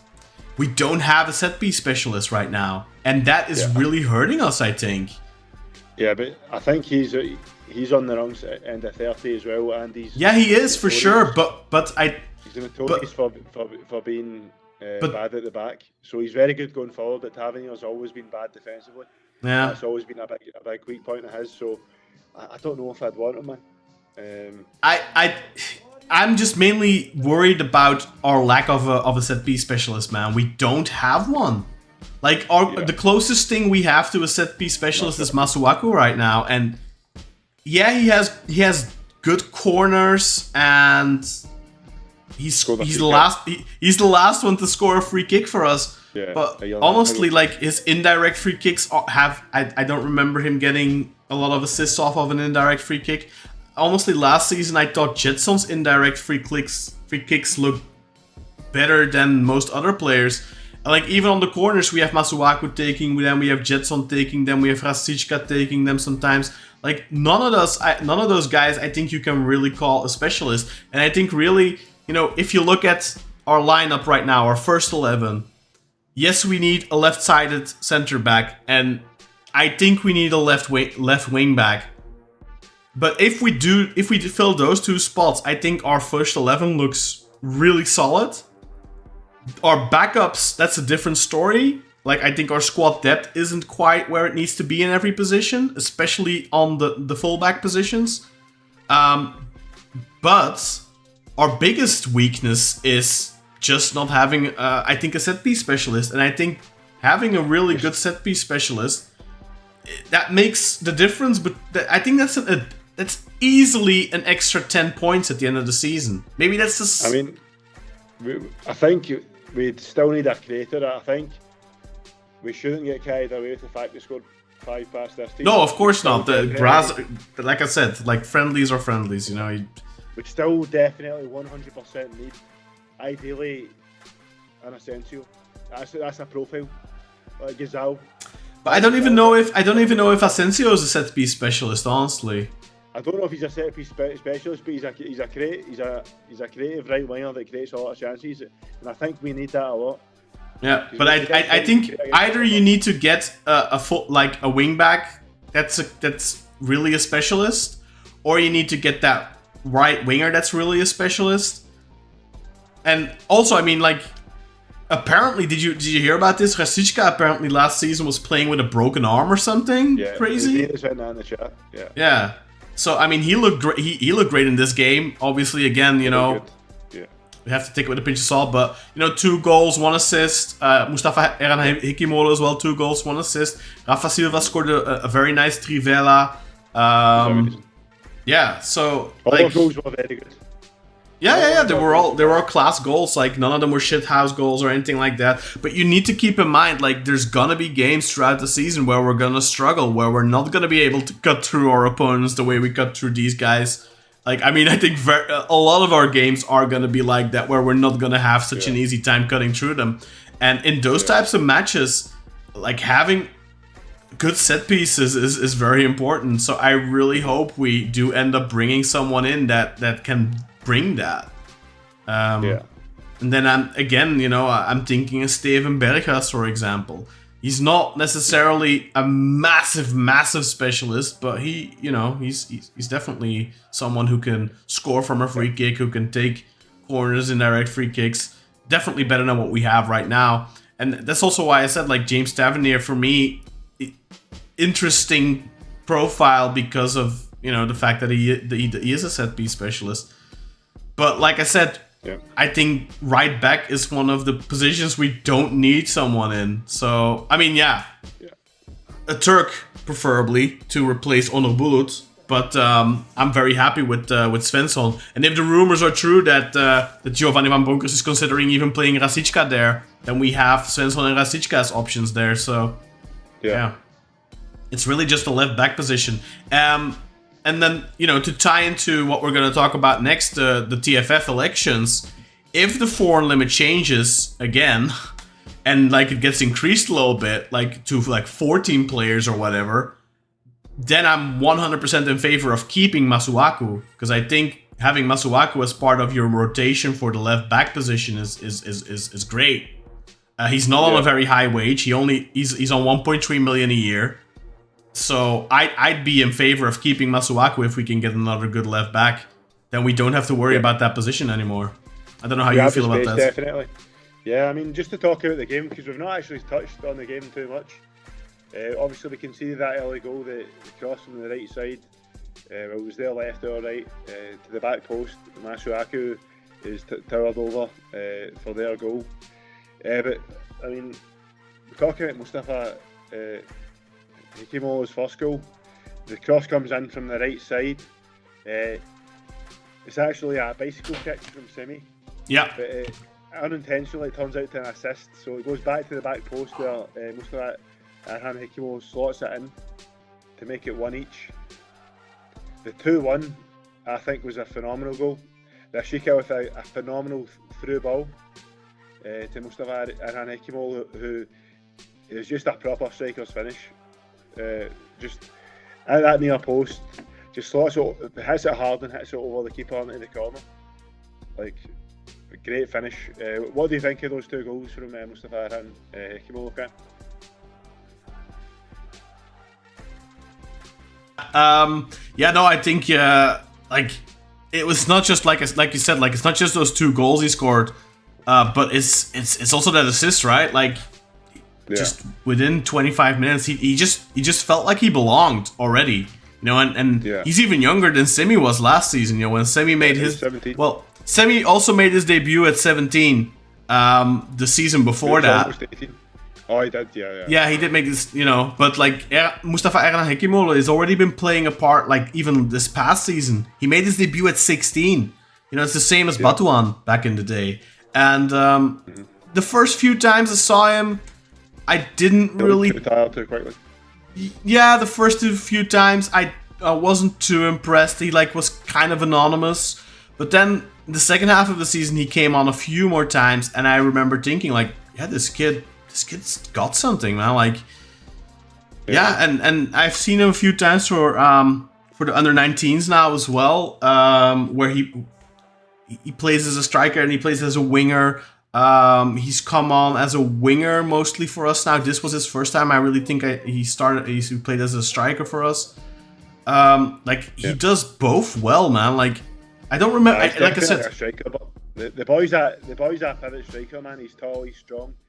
Yeah, but I think that's a mistake you make, man. Like, you shouldn't just label him as that just because he has the physical profile of that. Because he has the ability. He's actually really quick. He's able to beat a man. He's able to dribble someone. Like, he is more than just a tall, strong striker. He's certainly. I mean, even for the under 19s, he plays on the wing more often. I mean, every time I've seen him play so far was on the wing. And what we need to look at here is what's the best game you've seen this kid play?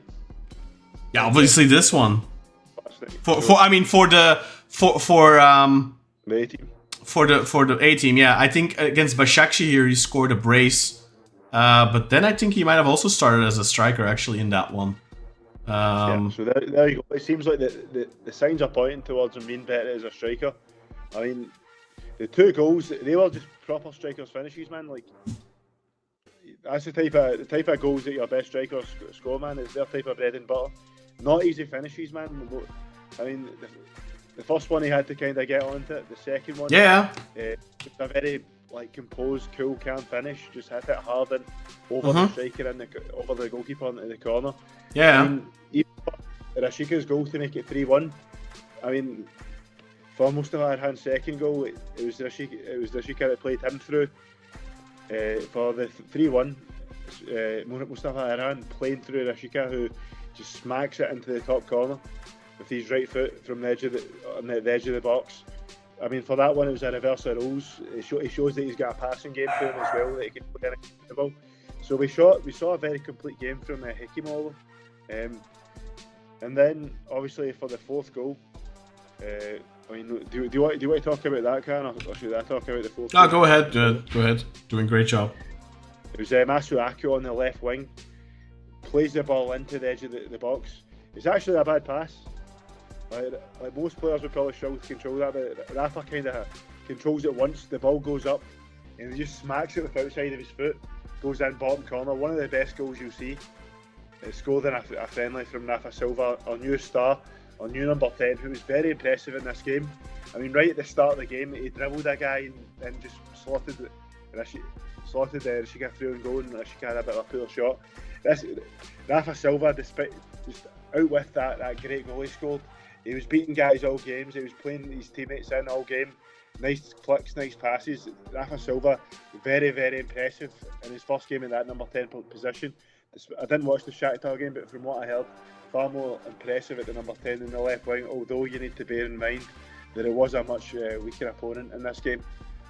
Yeah, you also need to keep in mind too, we had around him against Shakhtar, Abubakar wasn't doing much as a striker, and then... Yeah, so it's, you need to keep that in mind. I wouldn't take any conclusions from it either way. But then also we saw the other side. We saw the other side of Rafa Silva as well. At a certain point, I think it was Al Musrati with a fantastic ball over the top, sends him through one-on-one on the goalkeeper, and then he misses that chance. And that's exactly, you know... Anna said, from Oyo. That's exactly what Anna said, right? Like, he's the type of player that'll probably end up frustrating a lot of people because he's gonna miss chances, and he's gonna miss easy chances, and then he's gonna score really difficult ones. And you know, that's it. But you need to keep in mind, guys, without that run, that doesn't happen. Obviously you need to have the guy to play the ball, but you also have to have the guy to make that run. So he's going to create chances for himself with his movement, and he's going to obviously benefit from players with the vision that Al Musrati has. And he's gonna get into goal scoring positions, and hopefully he doesn't miss too many of those in the big, in the big moments. You know, imagine if he misses that type of a chance against Galatasaray and you end up losing the game in the Super Cup or something. Then you just know our fans are gonna go.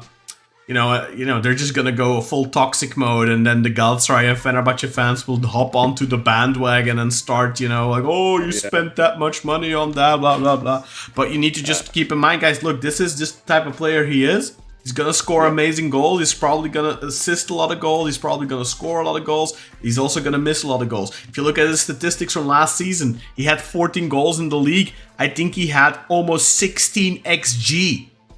That's a lot, He scored less than he was expected to, and most players score more than they're expected to score. So if you have 16 xG and you score 14, that means you miss quite a bit. That's still, I mean, for number 10, 14 goals is phenomenal. It's world class, and I think another thing we need to think about is that as a team that's struggled to create chances in the last couple of years, having a guy that gets into so many and can create so many as well. Like this guy, I'm so excited, man. We've signed an amazing player. It's so clear to see yesterday. I mean, he can beat a man, he can pass the ball, he can shoot the ball. What can he not do? What can this guy not do that would be expected of a number 10? I don't think there's anything. The only thing you could maybe say is if he was more prolific. And you're talking about a guy that scored 14 league goals last season being more prolific than the number 10. That's crazy. So it's a testament to how good he is. Like the amount of chances he gets. He doesn't take penalties. That's also important, eh? Like a lot of people, a lot of players stat pad with penalties. We're talking about Tavernier earlier on. He's one of them. He takes all the Rangers penalties. Yeah, Tavernier takes the free kicks and stuff. So yeah. Yeah, I wouldn't be surprised if 14 of those 17 goals were penalties. To be maybe. Yeah, exactly. I mean, Rangers are known to get a lot of penalties. Yeah, we don't though. So let's talk about the other guy then, the Ciro Immobile, the other newcomer. He also played in the second half. He came on. Like I said, he was a little bit unfortunate, I think, in the sense that he probably played with the B team. But I thought he looked good. Our friend Emre said he should have been more selfish, should have just shot himself a few times. But he was He was working really hard already, like exactly how Vittorio described him. He was working his socks off, pressing, getting involved, trying to set up his teammates, and I kind of like seeing that. I think that's good. That's all. He's already going to build some goodwill with his new teammates. If he's giving them the ball now, they'll be more willing to give him the ball later. You know what I mean? So I don't think it's necessarily a bad thing that he was maybe passing when he should have probably taken a shot himself. Yeah, especially in a game where you're winning 5-1 anyway. So I think maybe it could even be more valuable that Kaan, as you were saying, that he's getting the good graces of his teammates, showing that he is fairer of a ball. He's not a ball hog. He's happy to pass it. And he is very involved in the gameplay, so that's a positive to see. We've struggled with our strikers not getting involved. Abu Bakar, let's be honest. Yeah, Abu was getting involved, but too deep down, and Immobile was getting involved, also dropping down a little bit sometimes, but he was, he had well with Abu is last season, and even the second half of the season before when he was scoring a lot of goals, in the play, in that build-up, he's not good, but Immobile looks a lot better. The main issue with Abu, I think, was he never made runs, man. Like, he made so few runs, and Immobile is constantly looking to make a run. I think he's gonna benefit a lot from Al Musrati, from Rafa, hopefully from Mucci, and then hopefully from whoever comes in on the right wing position, perhaps. Or Rasica, because I mean, you look, Rasica could turn out to be a new transfer almost this season, you know, if he's actually able to play without injury. He's got more quality around him now. I thought that Galatasaray, he looked really good because he was playing with a lot of quality players, and then he looked better as well. Because Rasica he's not a star, but I think he's a really good cog in a well-oiled machine, and we could become that this season. I think the problem with Rasica last season, Kaan, is we were expecting him to play like Gazelle. But that's not the type of player he is. I wasn't. I mean, you weren't, but I think a lot of the fans were, and I think the coaches were as well. He was given that role to be that creator. I mean, obviously he had 2 assists in this game. In fact, it was 2 goals in it. 2 goals in it. 2 goals, 1 assist. Yeah, 2 goals, 1 assist in this game. But Rasica, in his best moments for Werder Bremen, was like a left wing forward, kind of like Ryan Babel, and I think in a lot of the best moments he had last season, he was cutting in and taking the shots and scoring. I think that's what his bread and butter is, and that's what we want to see more out of this year. So I think if he could at least be, I mean, we could try him at right back, but he could be the starting left wing forward when Semi's playing up front, or he could be an alternative to Semi at left wing forward. I think that's more. I think he's going to thrive more in that wing forward role where we have a creator on the other side. And I mean, he looked really good at doing both, to be honest. He looked good creatively and he looked good in terms of finishing. He scored 2 goals. I mean, we've talked about the first goal was a really good goal. The second one was really good as well. Masuaku dribbled it in between 3 guys, went to the last line, put it across the face of goal, and Rasica had a good finish. But I think if we can get a good creator on one side, either the left or the right wing, if you put Rasica on the other side of that, I think preferably on the left, I think Rasica is going to be very dangerous for us this season. If he plays that, if he could be maybe a backup to Semi in that role, or if Semi's put somewhere else, Semi's playing up front and have Rasica in that role, I think Rasica is going to have a great season if he stays injury free and he has a creator on the other side. I think he's going to have a great year for us. Or he could even have a great year as a right back. It just depends on how Gio wants to use him. Yeah, I think he will play plenty, man. Like I really don't. I think Rasica, the way he has been in the preseason so far, and I think he's also one of those guys that's really liked in the group, in the team. I think he's always he's, you know, like Necip, he's gonna play 30-40 games a season. Hopefully Necip doesn't have to this season, let's put it that way. But I think Rasica, you know, even if we do end up getting a good right winger, I still think he's gonna play plenty. We're gonna have injuries, we're gonna have suspensions. Rasica is able to play on the left, he's able to play on the right, he's able to play behind the striker if necessary. We'll have Europe to contend with, we'll have the Turkish Cup. So there will be like 55 games or so this season. So plenty of playing opportunities for Rasica, I think. And, you know, if worst happens and we don't actually transfer a right winger, like, I really hope we do. But I think right now... Yeah, I agree. But let's say we only get 2 more guys. Would you get the right winger over a left central defender and a left back? Oh, bro. I think I would get the right winger over the left back. But I think I'd get the left centre back first and then the right winger. Because I think I'd prefer a creative spark in the team.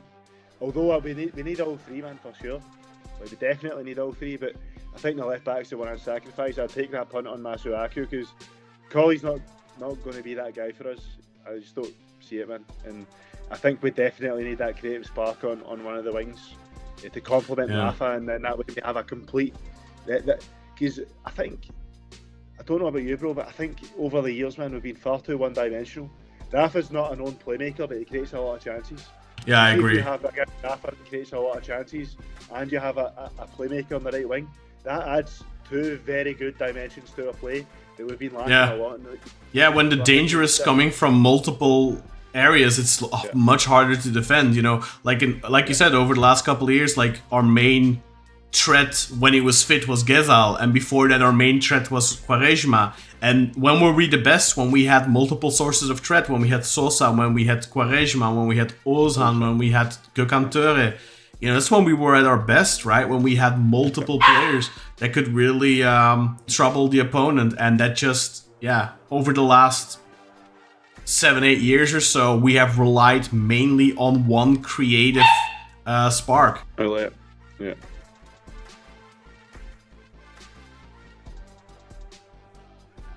Okay. But there's one thing I want to say is shout out to Giovanni Van Bronckhorst.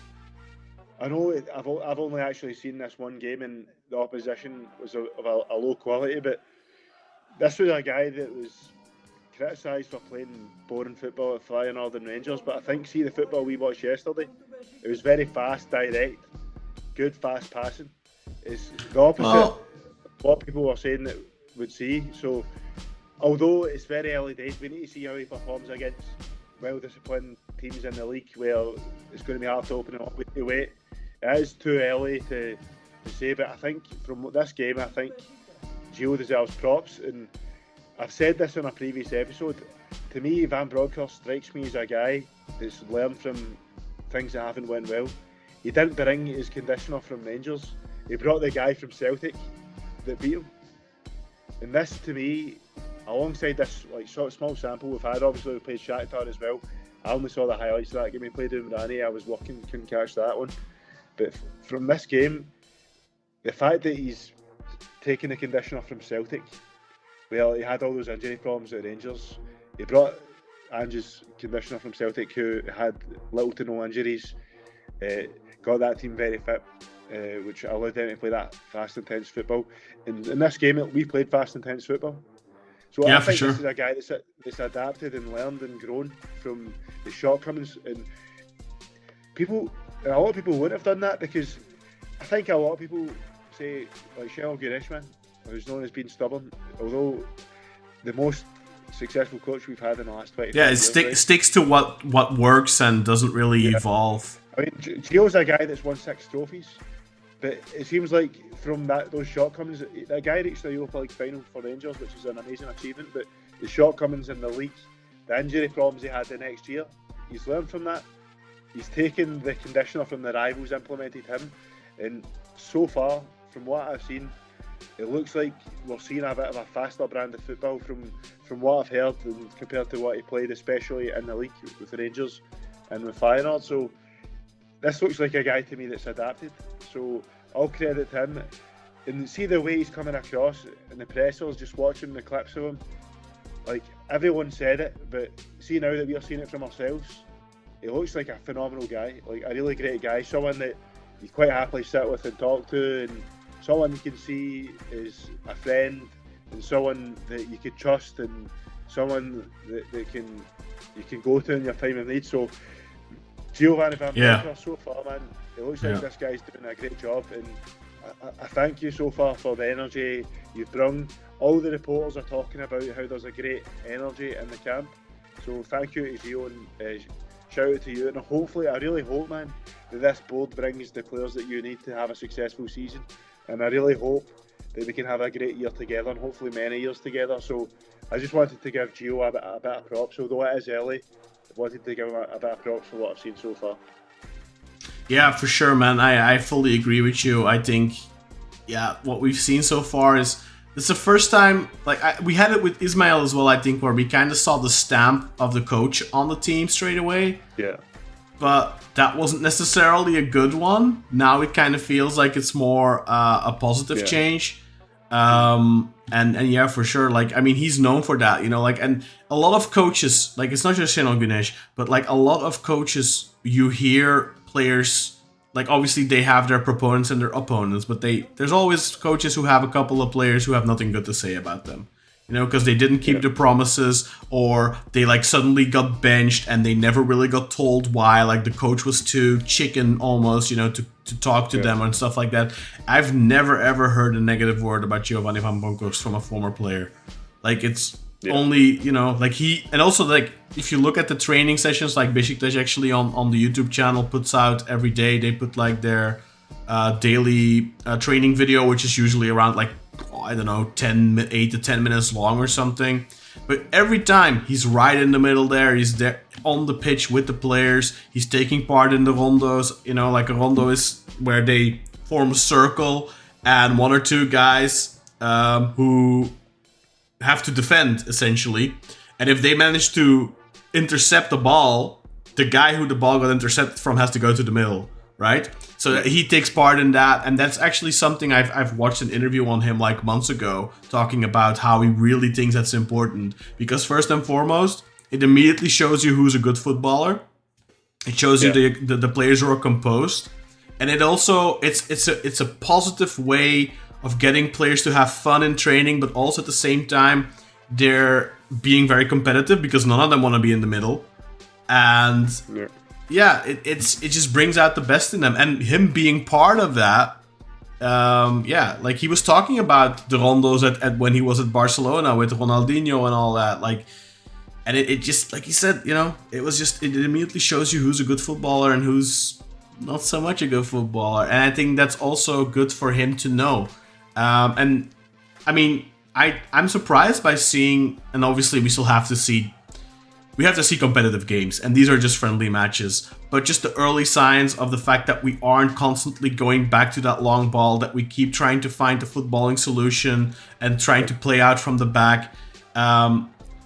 Heck, you know, Omar Colley hasn't stood out as a sore thumb to me when it comes to build-up. And I still want to get that left central defender, and I really hope Emirhan Topçu is actually somebody I think could be great for us. Yeah, I agree. Which we should probably briefly talk about too. There's news about him, so alright. I think we should get to our next part. Yeah, let's do that. Actually, before we get to that, let's talk about the transfers, because there's some concrete news though, right? Like Can Keleş from Fatih Karagümrük, supposedly there's an agreement in place for him. No official word yet, but a 4-year deal. Allegedly, he signed the contract, a 4-year deal. Was it 2.5 or 3 million the reported fee? I've seen 2.75, and I really hope that's not true, but. Because for me, I mean, I don't really see the point in signing him necessarily. Yeah. I don't think he's good enough. And with you know, maybe the reason that this transfer hasn't been made official yet might have to do with the potential change to the foreign limit. I'm not sure. Yeah. But like, I've heard that he signed, bro. I've heard that he signed the contract, but they're just going to wait till tomorrow to announce him. Yeah, maybe, possibly. Look, I mean, he's looked.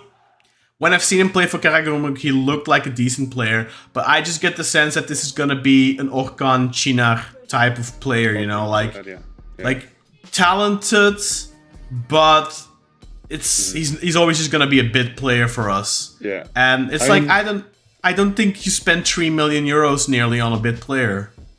No, you shouldn't, especially when you've got our finances, man. Yeah, especially when you have important positions still to fill. If at the end of the window we have some money left, then you can potentially get him. But even then, I feel like he's a redundant signing. We have Rasicka, we have Semi, we have Mustafa Erhan Hekimoğlu.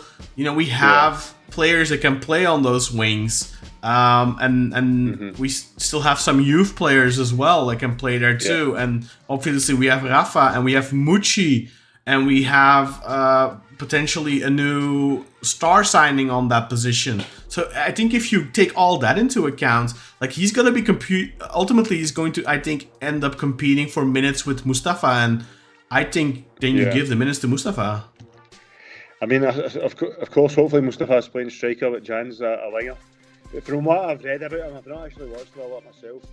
I mean, even the games we've played against Karagümrük, I can't say there's been a player that's stood out. I might be remembering wrong, but I think he scored a goal against us maybe last season or something. To be honest, I can't even remember. Yeah, I don't remember exactly either, but I think he might have, or at least played well against us. I don't know. 5 goals and had 3 assists in 28 starts, 35 appearances. Yeah. Supposedly, he's got a good shot. And there's a good dribbler, but I'm just looking at his per 90-minute stats. They're all pretty bad. Yeah, it's not like I said. He's He's a good Anadolu player, I think. He's not a Beşiktaş level player, I think. I hope I'm wrong if he comes. I really hope I'm wrong. He's young-ish. He's not old. He's like, what, 20, 22, 23? Yeah. So, 22. yeah. But for me, if you can sign this guy cheap or you can get him on a free, by all means. But to spend 2+ million on him, that feels like a waste of money right now. Yeah. To be honest, bro, see if we were to go and sign a Turkish winger, we missed out on the one we should have signed. We should have signed Olzay. Yeah, but then Turkish player, 13 goals, 8 assists. That's yeah, but do you want to pay? Do you want to pay 7 million euros? I don't think it's worth that. Maybe not. But I think if you're looking to bring in a Turkish winger, that's the caliber you should be going for, not a guy like Can Kereş. No, I think you should have. I think if we were gonna bring in a Turkish winger, we should have gone for Bashar Onal. He ended up signing for NEC now, I think, for like $1 million or something. Yeah. So that's somebody we should have signed. Yeah, and that's cheap enough where you can justify it if it doesn't work out. For sure, 100%. That's the guy we should have signed. Yeah. And I don't really... Mourinho is very, very fond on Olzayden, by the way. Ali Koç was saying the other day that Mourinho was telling him that we've signed a top player. So hopefully we're not... Yeah, we'll see. Hopefully we're not looking back saying, oh, kicking ourselves. That's the phrase I was looking for. Yeah, but I don't think we will, because regardless, if he does really well, I don't think we would have signed him anyway for that money. 7 million is not a... Is it 6 or 7? I thought it was 7. 6. Ah, well, I think 6. I think 6 million. I mean, yeah. Look, I mean, if he has a Irfan Can Kahveci season, then you probably think, yeah, okay, maybe we should have forked out that 6, but it's a tough one, man. That question, like, would you rather spend 2.7 on Can Kereş or spend 6 on Olzayden? I'd rather. Well, I would spend the 6 on Olzayden, but like I said, I think I wouldn't sign either. Let me lead with that. I wouldn't sign either for the proposed fee, but I would sign Olzayden over Can Kereş if I had the choice then. Yeah, no, that's fair, man. Other transfer news, Daniel Amarte. This is official, by the way, because Hussein Yücel said it himself. Yeah. We found a club for him in Saudi Arabia, I believe Brad Friedel done. I think it was Abu Dhabi, actually. Alright, I do apologise. They said Arabistan is what they said, but obviously, you know, that's that entire region. Yeah. So a team from Abu Dhabi, if Kaan's correct, offered to take Amarte on season on a one-season loan. We're going to cover the full 1.8 million guaranteed of his wages. Beşiktaş, of course, accepted that as he's one of the many foreign players we're desperate to get rid of. But yeah. Amarte has said that no, he's happy in Istanbul, he's enjoying his life in Istanbul, and if necessary, he'll just do his training and collect his paycheck. Well, apparently he agreed to move and then last minute changed his mind. So he didn't come out with that straight away. But yeah, I mean, if that's true, that just shows a I think that shows a terrible mentality from a player. Like, that's just somebody who's not in it. Like, that's clearly, yeah, no, like, you know, like, I think, and it's okay. Some players treat football as a means to an end, and it's literally just about the money for them, and that's okay. Not everyone is Ciro Immobile or Semi Kılıçsoy who wants to play every single game, you know, like, not everyone's like that. And I think that's... Semi Kaya probably wanted to play every game as well. Yeah, if he wasn't injured. But yeah, I mean, look, I think it's... I don't know. I don't know if Hussein Yücel should have thrown him under the bus like that. I feel that's a little unprofessional. But let's be honest. Yeah, Hussein Yücel, as much as we really appreciate the fact that he's like paid out of pocket for part of Immobile, allegedly. We don't have any factual information on that. And for Rafa Silva, we greatly appreciate that. We're happy he's done that, but the guy is a bit of a clown, so I'm not surprised they threw him under the bus. I wouldn't call him a clown, but I definitely think he wears his heart on his sleeve and sometimes says things he probably shouldn't say. Well, he said that Gökben Özcan, the reporter from Fanatic asked him if Talisca was possible. Yeah. He said Talisca might come or someone better. Like, why are you saying that? I mean, in that position, we've got two great players. Yeah. But question though, was that on camera or is that just something that Gökmen Özcan tweeted? Because I didn't see it if it was or I've not. not seen the clip, bro, so I'm Yeah. not going to speculate. Because like at the end of the day, it's a Fanatic guy, right? So he could have just made it up as well. But if he said it, you know, wouldn't surprise me greatly. I think that's just silly. I think when it comes to Talisca, it should be shot down immediately. Whenever that's suggested by anyone, I think anyone has anything to do with the club should say no. We have players and we already have good players in that position, and if we would get him, then we would like. It wouldn't make any sense. It would absolutely make no sense to get him right now. Like, if we didn't have Rafa Silva and we didn't have Mucci, different story. But even if one of those goes, you know, if Mucci leaves, you still don't have an opening in his area. Because then you have to... I mean, your dad just said it in the live chat. Like, ideally, you need to play Rafa Silva in his preferred position. He's your star player together with Semi and Immobile. Yeah, and you need to let those guys shine, you know. So, and Rafa Silva is somebody, especially given the investment we've made, he needs to play in his best position. Like, obviously, Semi, he's a young player. I think he doesn't really lose anything from not playing as a striker. I think right now playing as a winger is just as valuable for him, as long as he gets minutes, gets goals, and gets experience, and he can stand under the learning tree of a great striker like Ciro Immobile. But for Rafa, I think, you know, if you can, you should always play him in his strongest position. Yeah, definitely. I agree. He needs to play the number 10. Yeah. So, I mean, Daniel Amartey, you know, I am a big opponent of the typical Turkish shenanigans of where you know, like, send a guy to train on his own. And, like, I don't know if you heard about this. Alanya Sport did this to a player once. Like, they literally shut down a guy's electricity where he was living because obviously they were paying for that. I'm not saying do that to Amartey, but like, you know,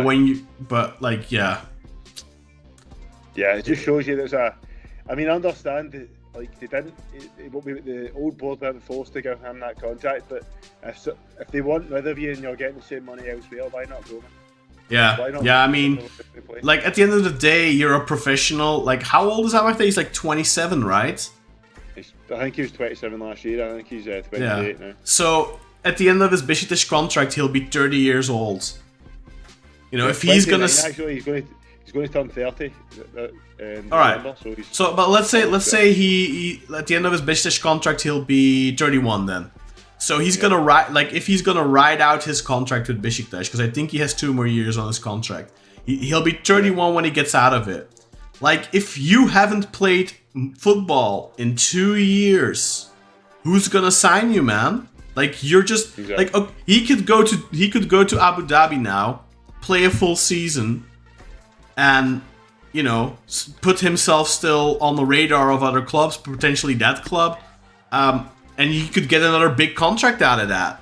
But if he's gonna ride out his contract now and play no football for 24 months, essentially, he's gonna shoot himself in the foot, because he's gonna get that 3.4 million euros. Yeah. But he could get that 3.4 million euros plus another 2 or 3 million euros with that final contract. So he's just shooting himself in the foot. At the end of the day, he's being dumb, and I think whoever represents him should probably point that out to him, that he's potentially missing out on another couple of million down the road. And, you know, if he wants to be an idiot, let him be an idiot. You know, it's unfortunate for us, but yeah. Well, I just want to add something as Amartey. If you're listening to this, please don't be an idiot. Please go, take the offer. I mean, it's really extra money you can make down the line. It's really dumb. Like, you could, like, in a situation where you could make, like, the argument of, hey, I'm gonna stay. I believe I can get a spot. I will prove myself to the coach, and I will fight my way into the team. But that doesn't apply here, because there's gonna be a foreign limit. He isn't going to get registered. He's not gonna get a license. So even if Beşiktaş have, God forbid, a massive injury epidemic, or something like that, he's not going to be able to play. So he is just shooting himself in the foot. Like, he's going to get the money now, but he's going to miss out on... I mean, obviously, maybe he wants to retire at 31. Maybe he says, I've made enough money in my times in the Premier League and now in Beşiktaş, I don't need to play 3 more years. But, usually people who like money, they like to milk that cow until it drops dead, so... Yeah, he should. I think he's shooting himself in the foot. Okay, final transfer thing that I would definitely want to talk about is Emirhan Topçu. It's a player I'm very fond of. I think he's a really good player. He's been playing really well and developing really well at Çaykur Rizespor over the last couple of years. Metric-wise, he looks great. He's one of the best defenders stat-wise in the league. One of the best long ball players in the league. Has a very high dual percentage as well, aerial percentage, all that. He's good ball playing. He's left-footed. 23, I think he is. Last year of contract with Çaykur Rizespor. The only thing that I don't like is that Rize apparently started off with a 4.5 million asking price, which I think is ridiculous. But I said the same thing about Abdülkerim Bardakçı at the time. I think that he wasn't worth that type of money, and now look where he is. He proves you wrong, man. Yeah. So, I mean, and the difference was Abdülkerim was 26 or so at the time. Emirhan is 23. Yep, he's 23, yeah. Totally. So I would definitely... would you be okay with us signing Emirhan Topçu as the starting left central defender? I'd be okay with it, me personally, yeah. Yeah? I think his passing stats are good. Right there. I mean, it's quite funny because his amount of passes made and his accuracy isn't too high, but his accurate long balls, a percentage of accurate long balls is good. And the crazy stat of all is he creates 0.61 chances per 90 minutes from centre back. So that means he's giving you more than a chance every 2 games from centre back. How many players could you say that about? Not many. Yeah, he has a decent ex-assist as well, I think, right? Something... I don't remember exactly. 0.06 per 90. Per 90, yeah. Yeah. So what I'll say, and he actually outperformed that with 0.13 assists per 90. But what I'm going to say as well is the pass accuracy and the amount of successful passes being lower. I mean, I won't say as much, but pass accuracy is probably 70% the passer, 30% the person that's controlling the receiver, yeah. So maybe the fact that accuracy is a bit lower could be to do with the fact that the guys receiving the ball aren't as good. Yeah, Rizespor play good offensive football though, so... but before you continue, Kartal, guys, in the comments, please let us know what you think. Would you be okay with Emirhan Topçu as the new starting left center back? I would really like to know the opinions of the guys in the chat. Please continue, Kartal. Yeah, and the fact that his actual amount of successful passes for a centre back is actually only in the 35th percentile, which isn't great. But you can maybe argue that's to do with the amount of touches he's getting. Maybe he's not getting as much touches as he would with us. Because really, as much as these actually do have decent possession stats for the team they're not going to have as much possession as Beşiktaş. So therefore, you're getting less touches. So he's going to be able to play a lot more passes with us. He's going to have better players receiving the ball, and the fact that he's got very good long pass stats and very good translation stats for a centre back tells me this guy is going to could be a very good ball playing centre back for us. And his defensive stats are good as well. As you said, his duels are good, his tackles are good. Let me just double check that. I don't want to be sick giving out false. He had a lot of 100 percentile ones when I looked. Yeah. So his tackles 1 per 90 is 95.77, right? So that means basically only 4% of the centre backs in the league won more tackles per game than Emirhan Topçu. He done that at a decent clip of 60.2 as well. Interceptions, one of the best interceptors in the league in the 93rd percentile. Recoveries 5.87 per 90. One of the best at recovering the ball in the league for centre back, and also has got a very high percentage of winning the ball in the final third, which is crazy for a centre back. Obviously, that's other centre back, so he's one of the best at that centre backs as well. That means if you're high up the pitch, he's going to win some balls for you as well, which you won't get that with most centre backs. So it's looking very, very promising from the defensive side of things. Yeah, and even 47.6% accuracy with long balls, that's actually really good. I mean, that's roughly around 50%. That's actually very decent. And he has, you mentioned this earlier. You mentioned this earlier. With chances created, he is the 100 percentile. So he has 19 chances created. He has 4 assists out of those. Like, that is elite. And I mean, most of his important more important stats are like high 90s, even a couple of 100s. The tackles one was 100 percentile, duels one 100 percentile. Like interceptions 98. Like recoveries 98 percentile. Like, that's really what you want.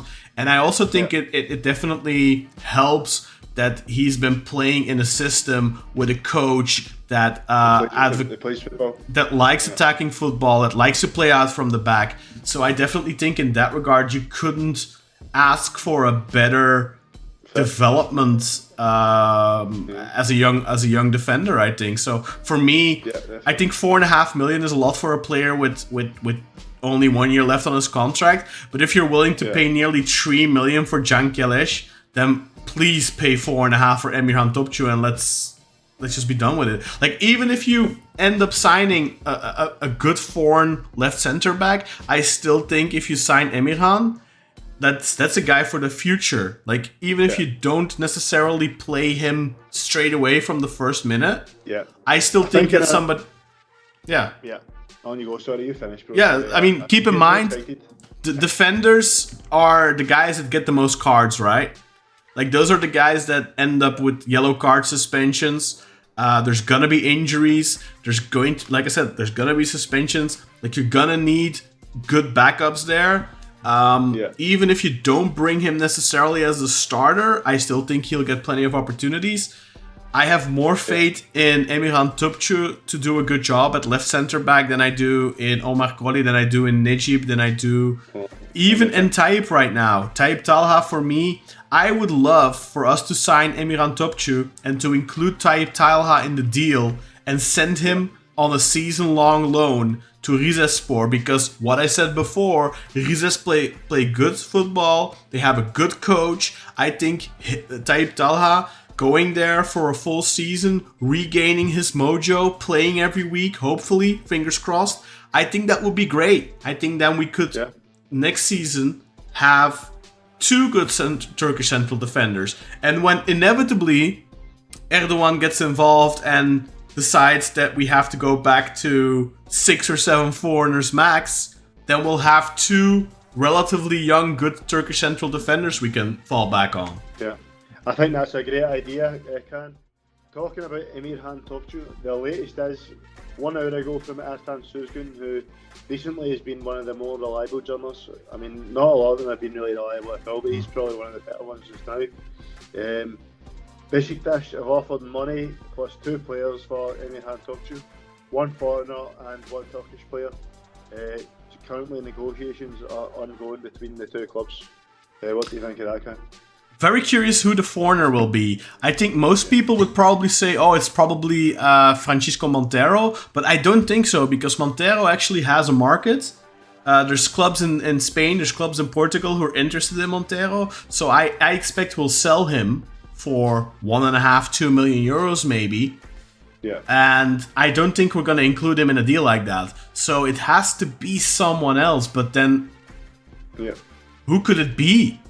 What I would bear in mind, though, Kaan, is remember half of whatever we get from Montero goes to Atletico. If you remember the agreement we made with them in 2021 when we signed them permanently after we had the 1 year loan papers in 2021. So half of any transfer fee would go to Atletico. So, but still, then you get almost, like, if you sell him for 1.5, you get almost $1 million. You get 750k.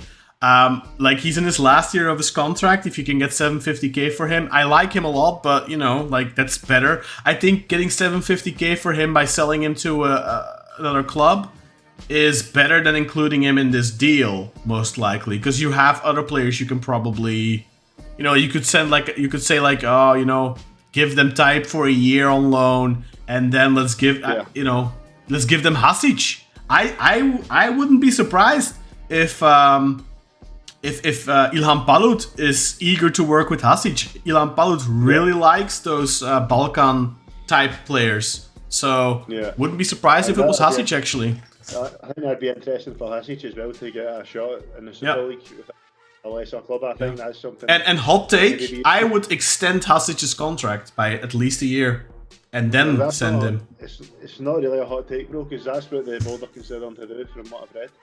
Oh really? Okay, I haven't read that. I have not been on Twitter a lot lately. That was about a week ago I read that. I think something we should touch on as well, bro. Hussein Uzel's completely ruled out the transfers of Di Maria, Mats Hummels and Mario Hermoso. Is there anything you want to say about that? No, not necessarily. I mean, Angel Di Maria obviously extended his contract with Benfica. As you know, I was never the biggest fan of that idea. Mats Hummels, I was definitely a fan of that idea, but I think now with Ciro Immobile and Rafa Silva, I think we have two really big earners now. These guys are obviously going to be the stars. I think we should cut back a little bit on the insane spending, if that makes sense. Like I mean, I don't. If we get like a Marco Asensio or something, that obviously you can make an exception for that. Or if you get like a Berghuis who has a very high contract at Ajax too, you're gonna pay 3.5 million probably or something like that. Like I still think. Yeah, I still think you have room for that, and if you loan Asensio and you pay like half his wages, that's like 4.5 million or something. So, but I think Mats Hummels. I mean, I would have loved him. I don't think anyone would say no to Mats Hummels. But Emirhan Topçu, I'm also happy with. Felix Udukai. Those rumors have kind of died down now, but I would have been fine with that as well. I'm not too fussed. I prefer the idea of Emirhan Topçu than Felix Udukai, but based off of the fact that 1, he's Turkish, 2, he's younger, 3, he's already shown that playing like that, ball playing style, that being involved in the build up is his strong point, alongside his defensive stats, where the Bundesliga expert you spoke to said that he's competent with the ball for Udukai, but it's not necessarily a strong suit of his. Yeah, but I think that's how most people would describe Emirhan too, But it is one of his strong suits, though. Do you not think so? Yeah, but he plays a team that allows it, and that's the problem with Udukai. He doesn't play in a team that really allows that. I think if you put a Udukai probably in a team like Rize, you probably get, I mean, what do I know? But also you have to keep in mind there's kind of a vacancy in the Turkish national team right now when it comes to the central defensive area. So that's also another thing you need to keep in mind. Emirhan Topçu, if you get him, you develop him. If he does well for Beşiktaş, he has a good chance of getting into the national team potentially, because I think he should have been there to begin with. I think Samet Akaydin, for example, has no business being there. Emirhan Topçu had has had really good last 2 seasons or so, and he's probably deserved a call up a lot more than Samet Akaydin did. But you have to keep in mind as well, if you get him and he does well for the Turkish national team at the next World Cup, for example, if we manage to qualify, that's also him potentially increasing his value, like Abdülkerim Bardakçı right now. I think Abdülkerim has a decent value.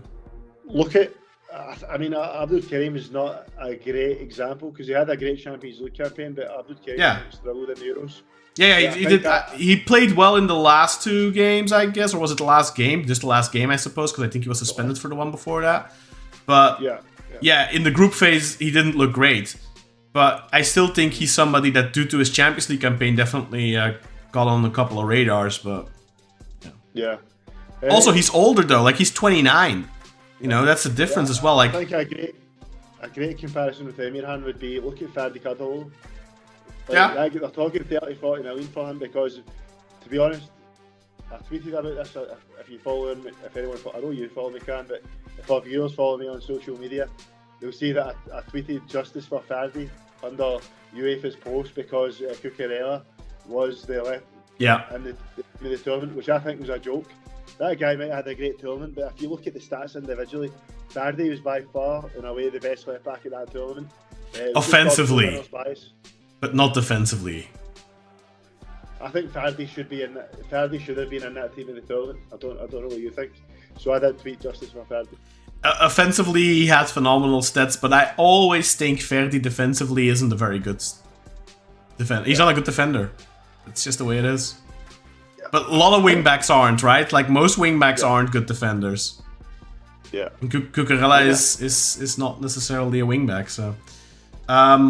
But yeah, I mean that's definitely true. I mean, if you look, Emirhan is 23 now. You know, by the time the next big tournament comes around, he'll be 25. So he'll be at a prime age to potentially sell, or you know, at the very least, him getting some valuable experience. So, and keep in mind, he's a left-footed central defender, and left-footed defenders are generally more coveted because for some reason in Turkey we have a lot of left-footed central defenders. We have a lot of left-footed players in general, but in Europe in general, left-footed central defenders are very coveted. So if he develops well and he does well, he could actually be sold at a nice profit. Yeah, sorry, bro. I just had to turn the lights on. That's fine, mate. Let there be light. Yeah. I think this light's kind of ruining the camera. That's fine, mate.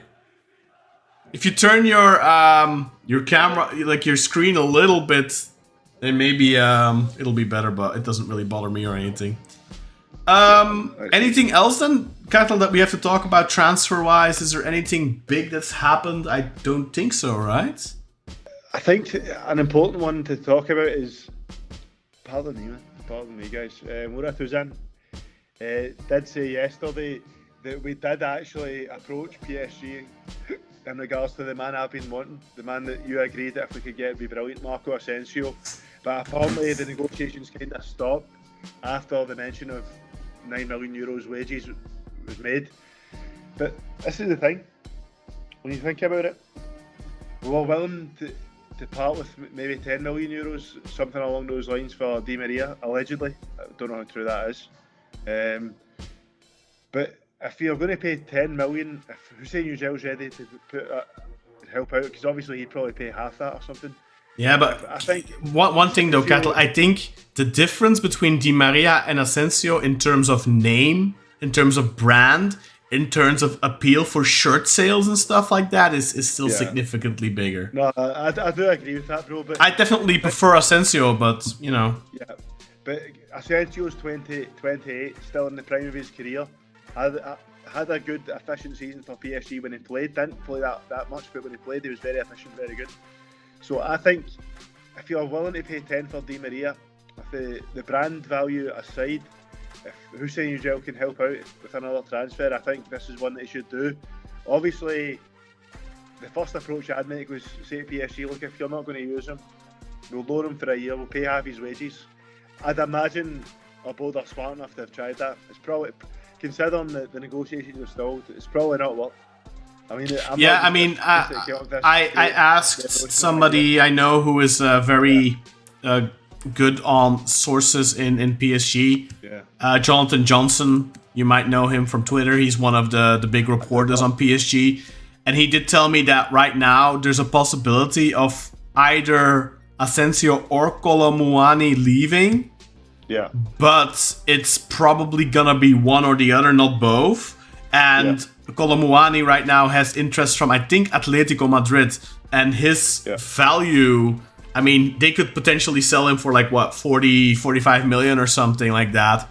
Yeah. I don't think if they have the option, they're always gonna sell Kolo Muani. So I don't think that that PSG are particularly excited to part ways with Asensio on the cheap.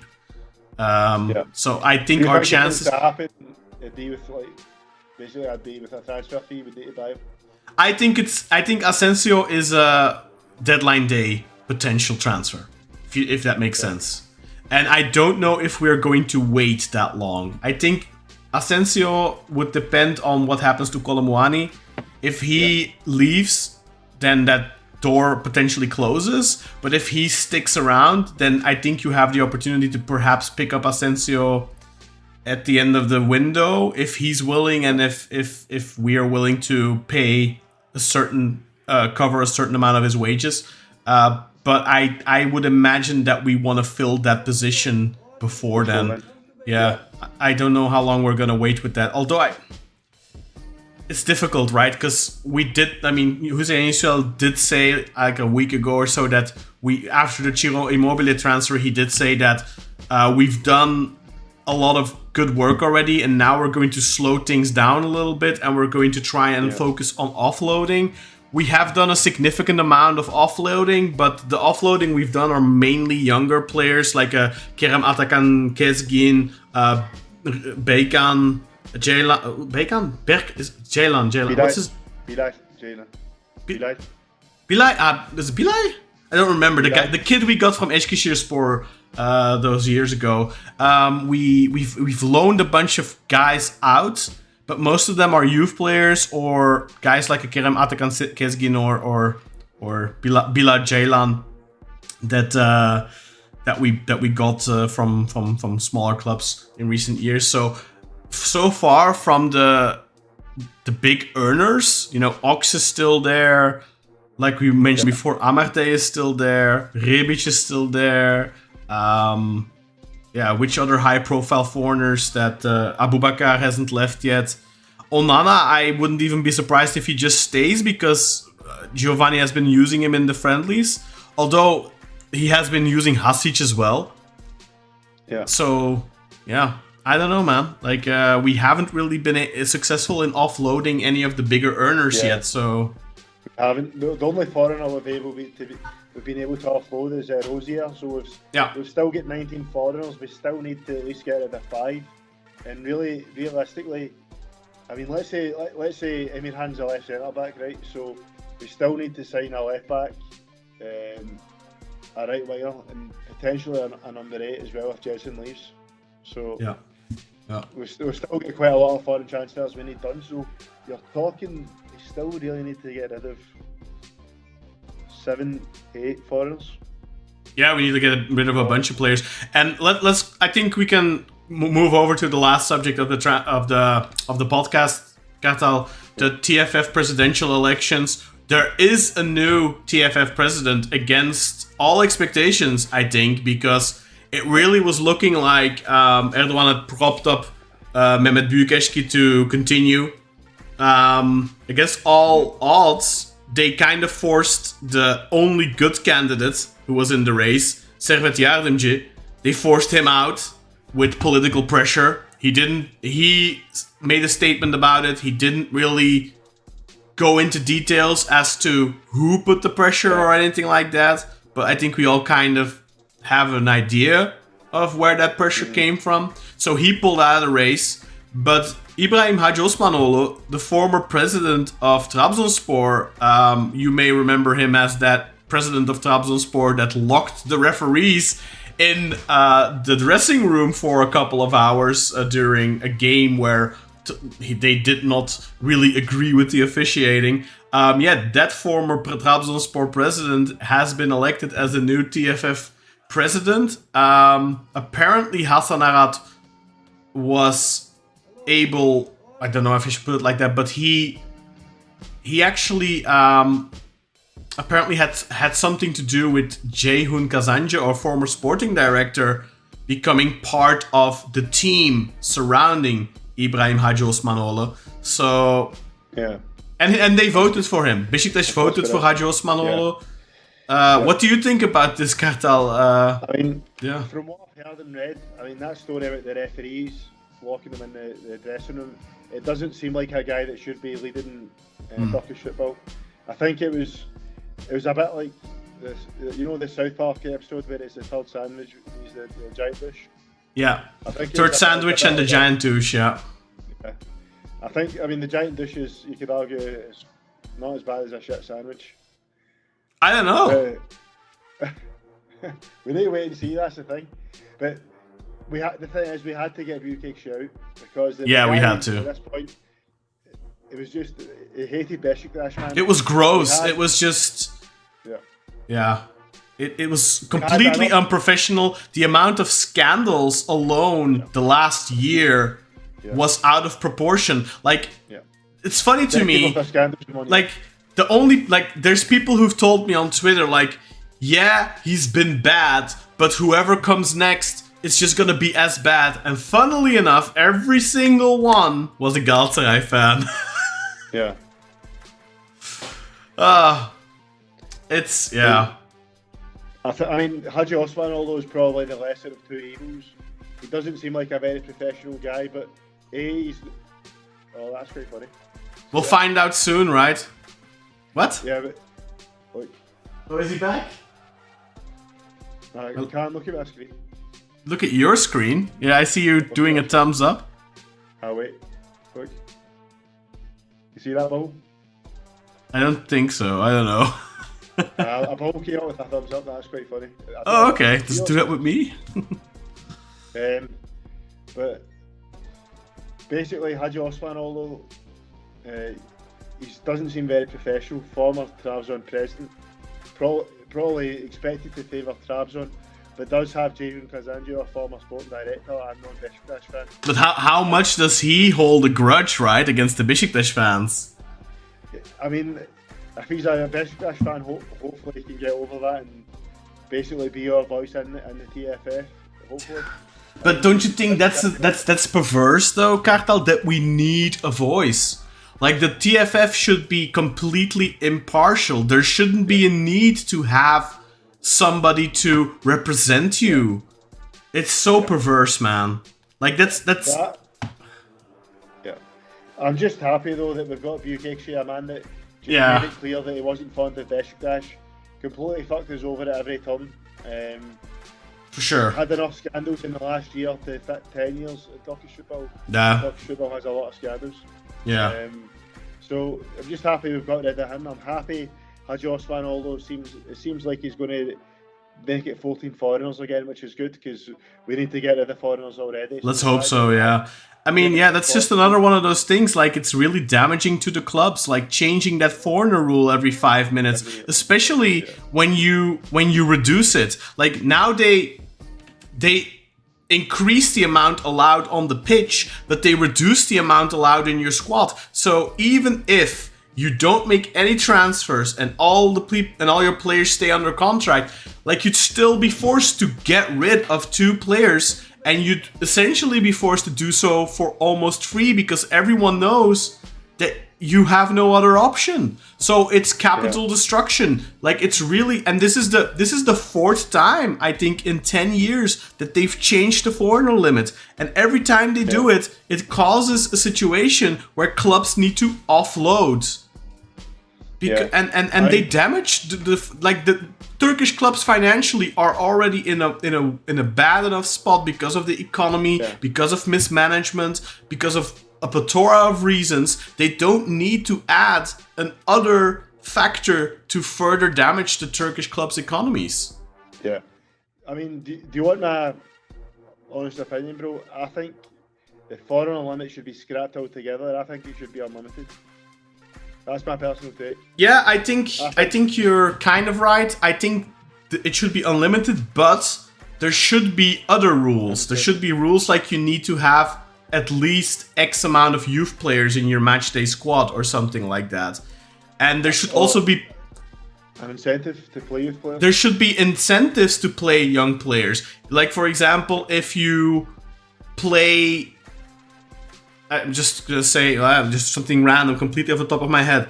If you play 3 under 18, or let's say 3 under 21 players for more than 1,500 minutes in a season, you get like a small financial incentive or something. You get like, I don't know, per player you get like 10 or 5 million lira or 10 million lira or something extra at the end of the ride. Just an example, But that would, for smaller, for Beşiktaş or for Galatasaray or Fenerbahçe, that would be negligible enough to not feel forced to do that. But for smaller clubs, like a Rizespor, for example, like it would be a positive incentive, potentially, you know?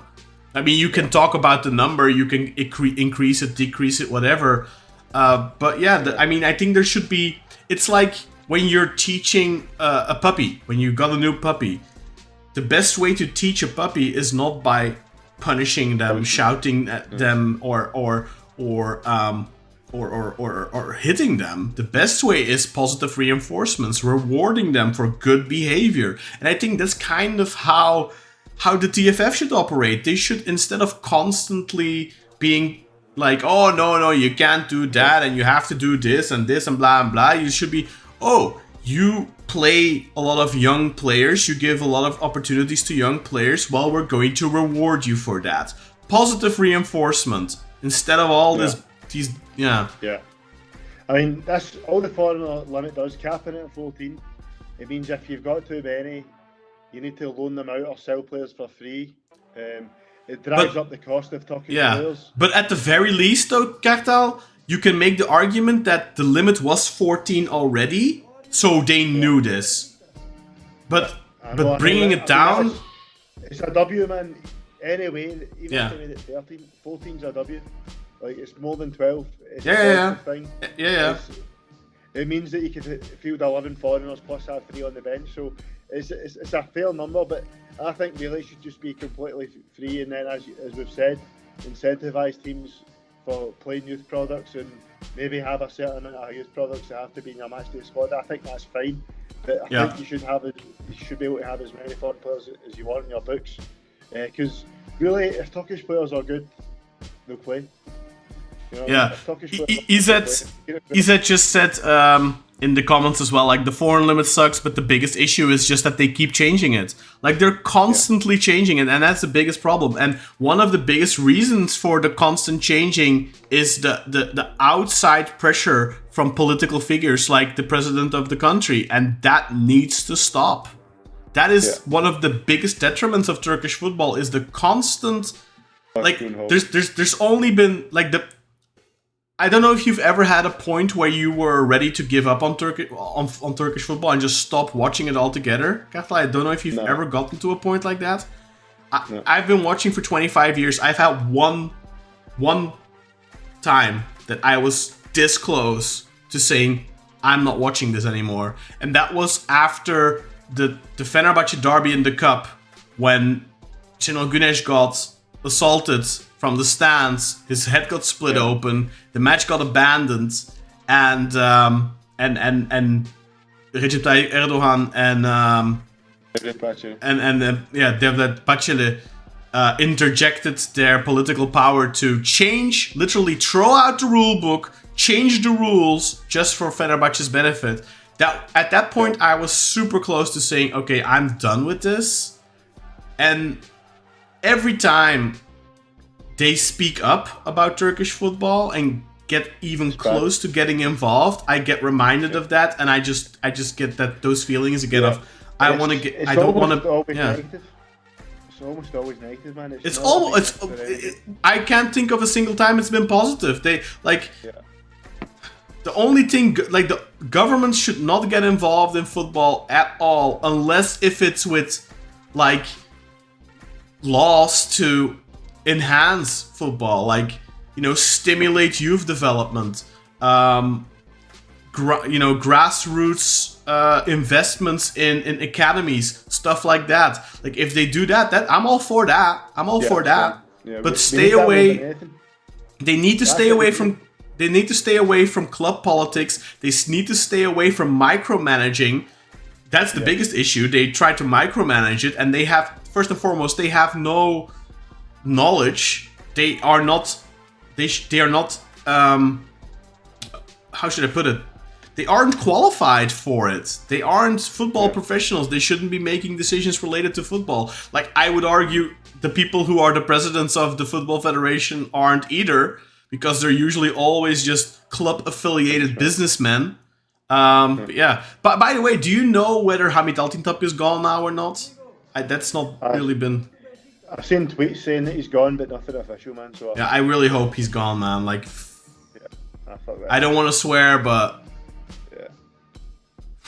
I really hope he's gone, man. Like he was like the arrogance and just, you know, I've heard some stuff as well about him.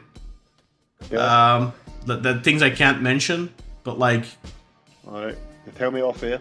Yeah. I mean, so it's speculation, nothing confirmed. But I've heard some stuff from people like about him as well. So like very nepotism-y type of person. But like he's not the only one, you know. In that TFF, a lot of people, like a lot of it is nepotism. So, but anyway, I think at the end of the day, like you said, Kartal, I think the lesser of two evils for now. Let's hope so. With the amounts of scandals that Beşiktaş and Altintop have gotten together over the last 2.5-3 years or so, whatever it's been, when the scandals really started. Let's just hope that Ibrahim Haji Osmanoğlu, if his first big change, if his first big action is gonna be getting rid of the foreign limit or at least making it better, that's already a win. Yeah. That's what I was saying, exactly. Yeah, and if then he just, like, I just want the TFF to be anonymous.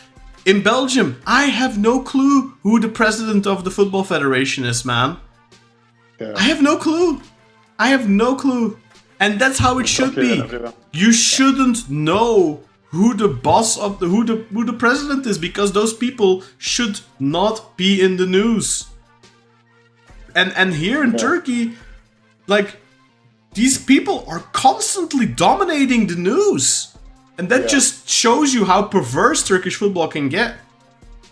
Yeah, I mean, I think most European football fans won't know who the president of the club is. Yeah. Who's the president of the Premier League? I have no idea, man. I have no idea. The president of La Liga is somebody who is relatively prominent because he kissed that girl that one time. Otherwise, I wouldn't even know what he looks like. I can't even remember his name now, but he... Spanish football politics is a bit similar to us. Yeah, I agree. That's definitely closer to the mess that Turkish football is, for sure. Yeah. But even there, if it wasn't for the fact that he kissed that Spanish football player on the mouth during... But it was like a tap, but you know, it got blown out. It's still not right, man. You don't kiss anyone on the lips. Unless it's your kid or your partner, you know what I mean? Yeah, but let's not get into that now. This is a Turkish football podcast, a Beşiktaş podcast, not a Spanish football podcast. But my point is just like you know, in almost every other half well-respected football country, you have absolutely no clue who's at the top of the federation, unless that's your job to know. But like, yeah. Anyway, Kartal, anything to add about the whole TFF presidency? I'm just happy that Haji Osmanoğlu beat Beşiktaş. Obviously, was it Servet Yardımcı, the other guy's name that pulled out? Yeah, Servet Yardımcı was the one that pulled out, and I think that would have been the sane choice. He's a little bit... He's I mean, he has Fenerbahce ties. Yeah, and that's he's worked with UEFA and stuff like that. So exactly. And that's where I would have been like, he's somebody that's worked with UEFA. I would have been much more... And also, I know that Hasan Arat was really a proponent of him becoming so I would have trusted that.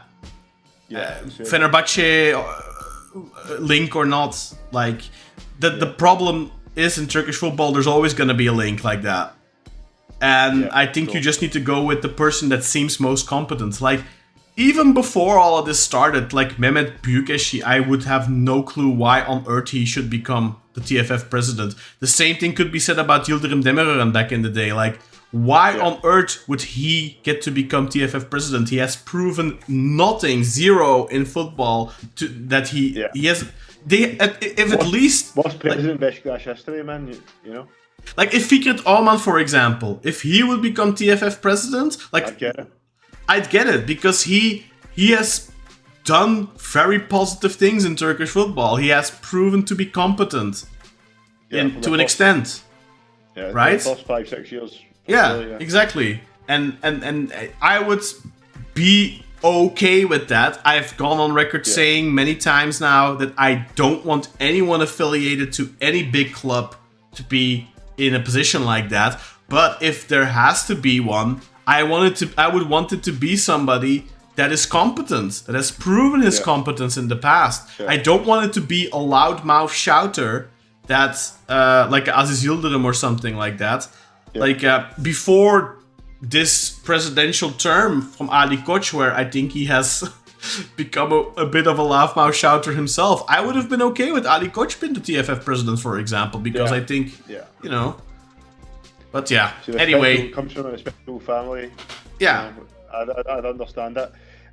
I mean, Haji Osman, although seems like a bit of a nutcase, but he's better. Hopefully, he's going to be better than Bukekshi. But what I want to say is, what a loss for Fenerbahçe.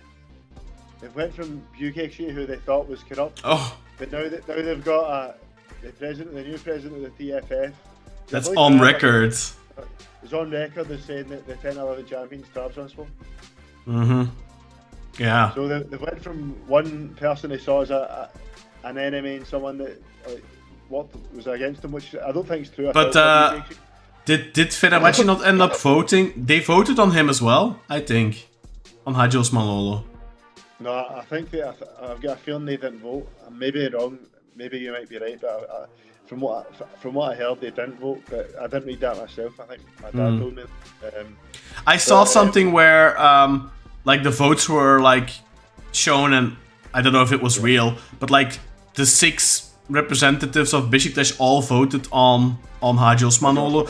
But why? I don't really understand that. Why would we get 6 votes? I don't quite understand that. And then Galatasaray supposedly also voted on him, which is just mind-boggling.